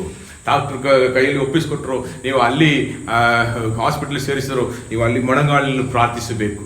ಹಲ್ಲೆಲೂಯಾ. ನೀವು ಪ್ರಾರ್ಥಿಸುವಾಗ ಡಾಕ್ಟ್ರೇ ಹೇಳ್ತಾರಲ್ಲ ಕೆಲವು ಸಾರಿ, ಇದು ಕೈ ಮೀರಿ ಹೋಯಿತು, ದೇವರೇ ಸಹಾಯ ಮಾಡಬೇಕು. ಹೌದು, ನಿಜ. ಯಾವಾಗಲೂ ಕೈ ಮೀರಿದ ಕೇಸ್ನೆ ದೇವರೇ ಸಹಾಯ ಮಾಡಬೇಕು. ಹಲ್ಲೆಲೂಯಾ. ದೇವರು ವಾಸಿ ಮಾಡಿದ್ರೆ ಅದು ನಿರಂತರವಾದ ಆರೋಗ್ಯವಾಗಿರುತ್ತೆ. ಆದ್ರಿಂದ ನಿಮ್ಮ ಮಕ್ಕಳಿಗಾಗಿ, ಅವರ ಆರೋಗ್ಯಕ್ಕಾಗಿ, ಅವರ ಭವಿಷ್ಯಕ್ಕಾಗಿ, ಅವರ ಒಳ್ಳೆಯ ಜೀವನಕ್ಕಾಗಿ, ಅವರ ಒಳ್ಳೆಯ ಮದುವೆ ಜೀವನಕ್ಕಾಗಿ ನೀವು ಬೇಡಿಕೊಳ್ಳುವರಾಗಿ ಸುರಕ್ಷಿತದಿಂದ ದೇವರ ಪ್ರಸನ್ನತೆಯಲ್ಲಿ ಬಂದು ಪ್ರಾರ್ಥನೆ ಮಾಡುವರಾಗಿರಬೇಕು. ಹಲ್ಲೆಲೂಯಾ. ಎಷ್ಟು ಜನ ನಿಮ್ಮ ಮಕ್ಕಳಿಗಾಗಿ ಪ್ರಾರ್ಥನೆ ಮಾಡ್ತಾ ಇದ್ದೀರಿ? ಇವತ್ತಿಂದ ನೀವು ಮಕ್ಕಳಿಗೋಸ್ಕರ ಪ್ರಾರ್ಥನೆ ಮಾಡಬೇಕಪ್ಪ. ಇದು ನಿಮ್ಮ ಮಗಳು, ನೀವು ಕೊಟ್ಟಿರುವ ಮಗಳು, ನೀವೇನು ನೋಡಿಕೊಳ್ಳಬೇಕು, ನನ್ನಿಂದ ಆಗ್ತಾ ಇಲ್ಲ, ನೀವು ಸಹಾಯ ಮಾಡಿ ಎಂದು ಬೇಡಿಕೊಳ್ಳುವಾಗ ನಿಮ್ಮ ಮಗಳನ್ನು, ನಿಮ್ಮ ಮಗನನ್ನು ದೇವರು ನೋಡಿಕೊಳ್ತಾರೆ. ಹಲ್ಲೆಲೂಯಾ. ಹಲ್ಲೆಲೂಯಾ. ನೀವು ಹೆಂಗಸರಿಗಿರುವ ಪವರ್ ಗೊತ್ತಿಲ್ಲ. ಅವರು ಒಂದು ವಿಷಯವನ್ನು ಕೇಳಿದರೆ ಎಡಬಿಡದೆ ಕೇಳ್ತಾರೆ. ಹಲ್ಲೆಲೂಯಾ. ಲೂಕನ 18ನೇ ಅಧ್ಯಾಯದಲ್ಲಿ ಒಂದು ವಿಧವೆ ಇರ್ತಾಳೆ. ಅವಳಿಗೊಂದು ಕೇಸ್ ನಡೀತಾ ಇದೆ. ಅವ್ರ ಬೈರಿ ಅವಳಿಗೆ ಸಿಗಬೇಕಾದ್ರೆ ನೆಲವನ್ನು ಕೊಡ್ತಾ ಇಲ್ಲ. ಅಲ್ಲಿ ಒಂದು ಅನ್ಯಾಯಕಾರನಾಗಿರೋ ನ್ಯಾಯಾಧಿಪತಿ ಕೂತಿರ್ತಾನೆ, ಜಡ್ಜು. ಅವನನ್ನು ಹೋಗಿ ದಿನ ತೊಂದರೆ ಮಾಡ್ತಾಳೆ. ಇದು ಕೇಸನ್ನು ನನಗೆ ಸರಿಪಡಿಸಿಕೊಡು, ಕೇಸ್ ನನಗೆ ಬಿಡುಗಡೆ ಆಗಬೇಕು, ನನಗೆ ಬರಬೇಕಾದ್ರೆ ಸಿಕ್ಕಬೇಕು ಅಂತ. ಅವನು ಮನಸ್ಸಲ್ಲಿ ಅಂದ್ಕೊಳ್ತಾನೆ, ಅನ್ಯಾಯಕಾರನಾಗಿರುವ ನಾನು ಇವಳು ಬಂದು ಪದೇ ಪದೇ ತೊಂದರೆ ಮಾಡುವುದರಿಂದ ಹೆಂಗೆಯಾದ್ರೂ ಇವಳಿಗೆ ನಾವು ಒಳ್ಳೆಯದು ಮಾಡಿಬಿಡೋಣ ಎಂದು ಅವನು ಯೋಚನೆ ಮಾಡ್ತಾ ಇದ್ದನು. ಯೇಸು ಕರ್ತನು ಆವಾಗ ಹೇಳಿದರು, ಅನ್ಯಾಯಕಾರನಾಗಿ ಇರುವ ನ್ಯಾಯಾಧಿಪತಿಯೇ ಒಳ್ಳೆಯದು ಮಾಡಬೇಕು ಎಂದು ಅವನ ಮನಸ್ಸಲ್ಲಿ ಅಂದುಕೊಳ್ಳುವಾಗ, ದಿನ ರಾತ್ರಿ ನಾನು ಆದುಕೊಂಡವರು ನನ್ನ ಮಕ್ಕಳು ನನ್ನ ಮೇಲೆ ನಂಬಿಕೆ ಇಟ್ಟು ಕರೆಯುವಾಗ ನಾನು ಬಿಡುಗಡೆ ಕೊಡುವುದಿಲ್ಲವೇ? ನಾನು ಖಂಡಿತವಾಗಿ ನಾನು ಬಿಡುಗಡೆ ಕೊಡುವೇನು ಎಂದು ವಾಗ್ದಾನ ಕೊಡ್ತಾರೆ. ಅಲ್ಲಿ ಅವಳು ಮಾಡ್ತಾ ಇರೋದು ಬೇಸರಗೊಳ್ಳದೆ, ಎಡೆಬಿಡದೆ ಅವಳು ಹೋಗಿ ಪ್ರಾರ್ಥನೆ ಮಾಡುವುದನ್ನು ತೋರಿಸುವಂತದ್ದಾಗಿರುತ್ತೆ. ನಾವು ಬೇಸರಗೊಳ್ಳಬಾರ, ಸ್ವಲ್ಪ ಕಷ್ಟ ಬಂದ್ರೆ ಯಾರಾದ್ರೂ ಬೈದು ಬಿಟ್ರೆ ನನ್ನ ಜೀವನವೇ ಬೇಡ ಅಂತ ಹೇಳಿಬಿಡುವೆವು. ಬಟ್ ಈ ಸ್ತ್ರೀಯನ್ನು ನೋಡಿರಿ, ಈ ಹೆಂಗಸರು ನೋಡ್ರಿ, ಅವಳು ಯಾರ ಮಾತಿಗೂ ಕಿವಿಗೊಡಲ್ಲ. ಕಷ್ಟಕಾಲ ಬಂತು, ಅವಳ ಮುಂದೆ ಎಷ್ಟು ದೊಡ್ಡ ಸಮಸ್ಯೆಗಳು ಬಂದರು, ಅಧಿಕಾರಿಗಳ ಹೃದಯವನ್ನು ಬದಲಾಯಿಸಬೇಕಾ, ಯಾರು ಅವರಿಗೆ ಸರಿಯಾಗಿ ಏನು ಮಾಡಿಕೊಡ್ತಾ ಇಲ್ಲ. ಬಟ್ ಅವಳು ಹೋಗಿ ಪದೇ ಪದೇ ತೊಂದರೆ ಮಾಡ್ತಾಳೆ. ಕೆಲವು ಪ್ರಾರ್ಥನೆಗಳು ದೇವರು ಹೇಳ್ತಾರಲ್ಲ, ಕೆಲವು ಪ್ರಾರ್ಥನೆ ಕೇಳಿರಿ ನಿಮಗೆ ಕೊಡಲ್ಪಡೋದು, ಕೆಲವು ಪ್ರಾರ್ಥನೆ ಹೆಂಗೆ ಮಾಡಬೇಕು, ತಟ್ಟಿರಿ ತೆರೆಯಲ್ಪಡೋದು. ಹಲ್ಲೆಲೂಯಾ, ತಟ್ಟಬೇಕು. ಕೆಲವು ಪ್ರಾರ್ಥನೆಗಳು ತಟ್ಟಬೇಕು. ಅವಳು ತಟ್ಟಿದಳು. ನಿಮ್ಮ ಪ್ರಾರ್ಥನೆ ತಟ್ಟುವುದಾಗಿರಬೇಕು. ವಿಷಯಗಳು ನಡೀತಾ ಇಲ್ವಾ? ಇವತ್ತು ಕೂಡ ಪ್ರವಾದಿ ಹೇಳಿದರು, ನಿನ್ನ ಕುಟುಂಬದಲ್ಲಿ ಇರುವ ಪರಿಸ್ಥಿತಿಗಳನ್ನು ಬದಲಾಯಿಸುವೇನು. ಅಲಿಯ ಹೇಳಿಬಿಟ್ರಿಂದ ಹೋಗಿಬಿಡಬಾರದು. ಅದು ವಾಗ್ದಾನ ನೆರವೇರುವ ತನಕ ನೀವು ಅದನ್ನು ಕೇಳಿದು ಪ್ರಾರ್ಥನೆ ಮಾಡುವವರಾಗಿರಬೇಕು. ಬೇಸರಗೊಳ್ಳದೆ, ಒಂದು ವೇಳೆ ಮನೆಗೆ ಹೋದ ತಕ್ಷಣ ಅದು ನಡೆಯೋದಿಲ್ಲ, ನಿಮಗೆ ವಿರೋಧವಾಗಿ ಮಾತನಾಡುವರು, ಪರಿಸ್ಥಿತಿಯಲ್ಲಿ ಉಲ್ಟಾ ಹೋಗ್ಬೋದು, ನೀವು ಹೆದರಿಕೊಂಡು ಹಾನು ಬಿದ್ದು ಹೋಗಿಬಿಡಬಾರದು. ನಿಮ್ಮ ಬಿತ್ತು ಆದರೆ ದೇವರ ಪಾದದಲ್ಲಿ ಬಂದು ಬೀಳಿರಿ. ಮೊಳಗಾಲಲ್ಲಿ ಬಂದು ಬೇಸರಗೊಳ್ಳದೆ, ಎಡೆಬಿಡದೆ ನೀವು ಪ್ರಾರ್ಥನೆ ಮಾಡಿರಿ. ನೀವು ಪ್ರಾರ್ಥನೆ ಮಾಡ್ತಾ ಬೇರೆ ಏನು ಮಾಡೋಕ್ಕಾಗುತ್ತೆ? ನೀವು ಪ್ರಾರ್ಥನೆ ಮಾಡ್ತಾ ದೇವರು ಇಳಿದು ಬಂದು ಯುದ್ಧ ಮಾಡುವರು. ದೇವರು ಬಿಡುಗಡೆಯನ್ನು ಕೊಡುವರು, ಹೃದಯಗಳನ್ನು ಬದಲಾಯಿಸುವರು. ನಿಮ್ಮ ಕುಟುಂಬ ಜೀವನ, ನಿಮ್ಮ ಭವಿಷ್ಯ ಕಟ್ಟಲ್ಪಡುವುದು ಅವ್ರ ಮಾತಿನ ಮೇಲೆ. ನಿಮ್ಮ ಮಕ್ಕಳ ಜೀವನ ಕಟ್ಟಲ್ಪಡುವುದು. ನೀವು ಚೆನ್ನಾಗಿರ್ಬೇಕಾ? ಈ ವಾಕ್ಯಗಳನ್ನು ಇಲ್ಲಿ ನಾನು ಮುಗಿಸ್ತೇನೆ, ಸಮಯ ಆಯಿತು. ಇರುವಾಗ ಯೇಸು ಕರ್ತನು ನಿಮಗಾಗಿ ಸಾಮಾನ್ಯವಾದ ದೇವರಲ್ಲ, ನಿಮಗಾಗಿ ಪ್ರೀತಿಯನ್ನು ಪ್ರಾಣ ಕೊಡುವುದು ಮೂಲಕ ನಿಮಗೆ ತೋರಿಸಿದ್ದಾರೆ. ನಮ್ಮ ಪಾಪಗಳನ್ನು ಕ್ಷಮಿಸುವುದಕ್ಕಾಗಿ ಪರಿಶುದ್ಧ ರಕ್ತವನ್ನು ಸುರಿಸಿದರು, ಜಜ್ಜಲ್ಪಟ್ಟರು, ಜಡಿಯಲ್ಪಟ್ಟರು, ಅವಮಾನ ನಿಂದೆಯನ್ನು ಅನುಭವಿಸಿದರು, ನಮಗಾಗಿ ಬಲಿಯಾದರು. ನಾವು ಅನುಭವಿಸಬೇಕಾದ ದಂಡನೆಯನ್ನು ಅವರು ತನ್ನ ಮೇಲೆ ಹೊತ್ತುಕೊಂಡರು. ಆದ್ದರಿಂದ ಆ ಒಂದು ನ್ಯಾಯ ತೀರ್ಪು ಮುಗಿದೋಯಿತು. ಬಲಿ ಪೂರ್ಣ ಹೊಂದಿತ್ತು. ಯಾರು ಅವರ ಮೇಲೆ ನಂಬಿಕೆ ಇಡ್ತಾರೋ ಅವ್ರಿಗೆ ಏನಾಗುತ್ತದೆ? ಪಾಪದಿಂದಲೂ, ಶಾಪದಿಂದಲೂ, ನಿತ್ಯ ಮರಣದಿಂದಲೂ ಬಿಡುಗಡೆ. ಅದನ್ನು ನಾವು ರಕ್ಷಣೆ ಎಂದು ನಾವು ಕರೆಯುತ್ತೇವೆ. ಹಲ್ಲೆಲೂಯಾ. ನಂಬುವವರಿಗೆ ರಕ್ಷಣೆ, ಪಾಪ ಕ್ಷಮಾಪಣೆ ಉಂಟಾಗುತ್ತದೆ. ದೇವರ ಆತ್ಮನ ಒಂದು ವಾಸವಾಗಿರುತ್ತಾರೆ, ನಿಮ್ಮನ್ನು ಆಶೀರ್ವದಿಸುತ್ತಾರೆ. ಇವು ಲೋಕದಲ್ಲಿ ಕಷ್ಟ ಸಮಸ್ಯೆಗಳು ಇರುವ, ಉಪದ್ರವಗಳು ಇರುವ, ಯುದ್ಧಗಳು ನಡೀತಾ ಇರುವ, ಮಹಾಮಾರಿಗಳು ಇರುವ, ಭೂಕಂಪಗಳಿರುವ, ಎಲ್ಲ ಸುತ್ತಲೂ ಇರುವ ದುಷ್ಟತನ ಇರುವ ಈ ಲೋಕದಲ್ಲಿ ಬದುಕಿದರು. ದೇವರು ನಮ್ಮನ್ನು ಆಶೀರ್ವದಿಸಿ ಮಧ್ಯದಲ್ಲಿ ನಮ್ಮನ್ನು ಬದುಕಿಸುವರು, ನಮ್ಮನ್ನು, ನಮ್ಮ ಮಕ್ಕಳನ್ನು, ಕುಟುಂಬವನ್ನು. ಆಮೇಲೆ ಅಂತ್ಯಫಲ ನಿತ್ಯ ಜೀವ. ಹಲ್ಲೆಲೂಯಾ. ಅಂತ್ಯಫಲ ನಿತ್ಯ ಜೀವ. ಇದಕ್ಕೋಸ್ಕರ ಆರಿಸಲ್ಪಟ್ಟವರು ನೀವು. ಈ ದಾರಿಯಲ್ಲಿ, ಸರಿ ದಾರಿಯಲ್ಲಿ ನೀವು ನಡೆಯುವುದಾದರೆ ಆ ಒಂದು ಆಶೀರ್ವಾದ ಇಮ್ಮಡಿ. ಈಗ ಲೋಕದಲ್ಲಿಯೂ 100% ಆಶೀರ್ವಾದ, ಉಪದ್ರವಗಳಿದ್ದರು 100%, ಆಮೇಲೆ ಪ್ಲಸ್ ನಿತ್ಯ ಜೀವ. ಹಲ್ಲೆಲೂಯಾ. ಆದ್ದರಿಂದ ಇವತ್ತು 8 ಜನರ ಮೇಲೆ ನಾವು ನೋಡಿದ್ದೇವೆ. ಇಂದು ಕೂಡ ಜನರು ಇದ್ದಾರೆ. ತೀಮೋತಿನ ತಾಯಿ, ಅಜ್ಜಿ, ಅವರ ಹೆಸರೇನು? ಯೂನಿಸನ್. ಅವರು ನೋಡಿದರೆ ಅಜ್ಜಿಯಲ್ಲಿ ಇರುವ ವಿಶ್ವಾಸ, ನಂಬಿಕೆ ತಾಯಲ್ಲಿ ಬರುತ್ತೆ. ತಾಯಲ್ಲಿ ಇರುವ ವಿಶ್ವಾಸ, ನಂಬಿಕೆ ತೀಮೋತಿನಿಗೆ ಬಂದ. ಆದಂತೆ ಅವನ ಸೇವೆಯಲ್ಲಿ ಅವನು ಸತ್ಯ ದೇವರನ್ನು ಹಿಂಬಾಲಿಸುವನಾಗಿ, ಸಾರುವನಾಗಿ ಬದಲಾಗ್ತಾನೆ. ಸತ್ಯ ವಾಕ್ಯದಲ್ಲಿ ಬೆಳೆಸ್ತಾರೆ. Hallelujah, hallelujah. 3rd generation Christians ಎಷ್ಟು ಜನರು ಇದ್ದೀರಿ ಇಲ್ಲಿ? ಅಲ್ಲಿ ಇದ್ದಾರೆ. ಅಮ್ಮ ಇಲ್ಲಿ ಕೂತಿದ್ದಾರೆ, ಮಗಳು ಅಲ್ಲಿ ಸೇವೆ ಮಾಡ್ತಾ ಇದ್ದಾರೆ, ಮಕ್ಕಳು ಸೇವೆಗೆ ಬಂದಿದ್ದಾರೆ. ನಾವು ನಮ್ಮ ಜನರೇಷನ್ ಅನ್ನು, ನಮ್ಮ ಸಂತಾನಗಳನ್ನು ನಾವು ದೇವರ ದಾರಿಯಲ್ಲಿ ಬೆಳೆಸುವರಾಗಿರಬೇಕು. ನಾಳೆ ನಮ್ಮ ಮಕ್ಕಳು ಸೇವೆ ಮಾಡಬೇಕು, ನಾಳೆ ನಮ್ಮ ಮಕ್ಕಳು ದೇವರಿಗಾಗಿ ಬದುಕಬೇಕು. ಆ ರೀತಿಯಲ್ಲಿ ನೀವು ಈ ಭಯಂಕರವಾದ ಒಂದು ಕಾಲದಲ್ಲಿ ನಾವು ಬದುಕುತ್ತಾ ಇದ್ದೇವೆ. ಇದು ಮಧ್ಯದಲ್ಲಿ ನಾವು ದೇವರೊಂದಿಗೆ ಇದ್ದರೆ ಮಾತ್ರ ನಾವು ದೇವರಿಗೆ ಸಾಕ್ಷಿಗಳಾಗಿ ಇರುವೆವು. ಇಲ್ಲಾದರೆ ಈ ಲೋಕದಲ್ಲಿ ಎಷ್ಟೋ ದುಷ್ಟರು ಹಾದು ಹೋಗ್ತಾ ಇದ್ದಾರೆ, ಅವರಲ್ಲಿ ಒಬ್ಬರಾಗಿ ನಾವು ಇರಬಾರದು. ನಾವು ಆಶೀರ್ವಾದ ಹೊಂದಿದವರಾಗಿ ಇದರೆಗೂ ಆಶೀರ್ವಾದಕ್ಕೆ ಕಾರಣರಾಗಿ ನಾವು ಇರಬೇಕು. ಹಲ್ಲೆಲೂಯಾ. ಆದ್ದರಿಂದ ಇವತ್ತು ದೇವರು ನಿಮಗೆ ಹೇಳಿಕೊಟ್ಟದನ್ನು ನಿಮಗೆ ಪ್ರೀತಿ ತೋರಿಸಿದ ದೇವರಿಗೆ ನೀವು ನಿಮ್ಮ ಪ್ರಾರ್ಥನೆ ಮುಖಾಂತರ, ನಿಮ್ಮ ಸಾಕ್ಷಿಯ ಮುಖಾಂತರ, ಸತ್ಕಾರ್ಯಗಳ ಮುಖಾಂತರ ನೀವು ದೇವರಿಗೆ ಪ್ರೀತಿಯನ್ನು ತೋರಿಸಿರಿ. ಸ್ವಾರ್ಥೆಯನ್ನು ಸಾರುವುದು ಮುಖಾಂತರ, ದೇವರಿಗೆ ಸಮಯ ಕೊಡುವುದು ಮುಖಾಂತರ ನೀವು ದೇವರಿಗೆ ಪ್ರೀತಿಯನ್ನು ತೋರಿಸಿರಿ. ಈ ರೀತಿಯಲ್ಲಿ ನೀವು ಪ್ರೀತಿಯನ್ನು ತೋರಿಸುವುದಾದರೆ ಖಂಡಿತವಾಗಿ ನಿಮ್ಮನ್ನು ಸಾಕ್ಷಿಯಾಗಿ ನಿಲ್ಲಿಸಿ ನಿಮ್ಮನ್ನು ಆಶೀರ್ವದಿಸುವುದು ಮಾತ್ರ ಅಲ್ಲರಿ, ನಿಮ್ಮನ್ನು ಅನೇಕರಿಗೆ ಆಶೀರ್ವಾದ ನಿಧಿಯಾಗಿ ದೇವರು ನಿಲ್ಲಿಸಿ. ಈ ವಾಕ್ಯಗಳ ಮುಖಾಂತರ ದೇವರು ನಿಮ್ಮನ್ನು ಆಶೀರ್ವದಿಸಿ. ಆಮೇಲೆ ನಾವು ಹೆಂಗೆ ಬೆಳೆಯಬೇಕು, ಮಕ್ಕಳನ್ನು ಹೆಂಗೆ ಬೆಳೆಸಬೇಕು, ನಮ್ಮ ಸಂತಾನಗಳು ಸಹ ದೇವರಿಗೆ ಸ್ತೋತ್ರ ಮಾಡುತ್ತದೆ, ಆರಾಧನೆ ಮಾಡುತ್ತೆ ಎಂಬುದಾಗಿ ದೇವರು ಮಾತನಾಡಿದರು. ಒಪ್ಪಿಸಿಕೊಳ್ಳೋಣ. ಕೇಳಿರಿ ಕೊಡಲ್ಪಡುತ್ತದೆ, ತಟ್ಟಿರಿ ತೆರೆಯಲ್ಪಡುತ್ತದೆ ಎಂಬುದಾಗಿ ನಾವು ಕೆಲವು ಪ್ರಾರ್ಥನೆಗಳನ್ನು ಸಾಮಾನ್ಯವಾಗಿ ಕೇಳದೆ ಅದನ್ನು ತಟ್ಟಿ ಎಡೆಬಿಡದೆ ಬೇಸರಗೊಳ್ಳದೆ ಪ್ರಾರ್ಥನೆ ಮಾಡುವ ಸದುತ್ತರ ನಮಗೆ ದೇವರು ಕೊಡ್ತಾರೆ. ಬನ್ನಿರಿ, ನಂಬಿಕೆಯಿಂದ ನಾವು ಒಟ್ಟಿಗೆ ಪ್ರಾರ್ಥನೆ ಮಾಡಿ ದೇವರಿಂದ ಆಶೀರ್ವಾದವನ್ನು ಹೊಂದಿಕೊಳ್ಳೋಣ.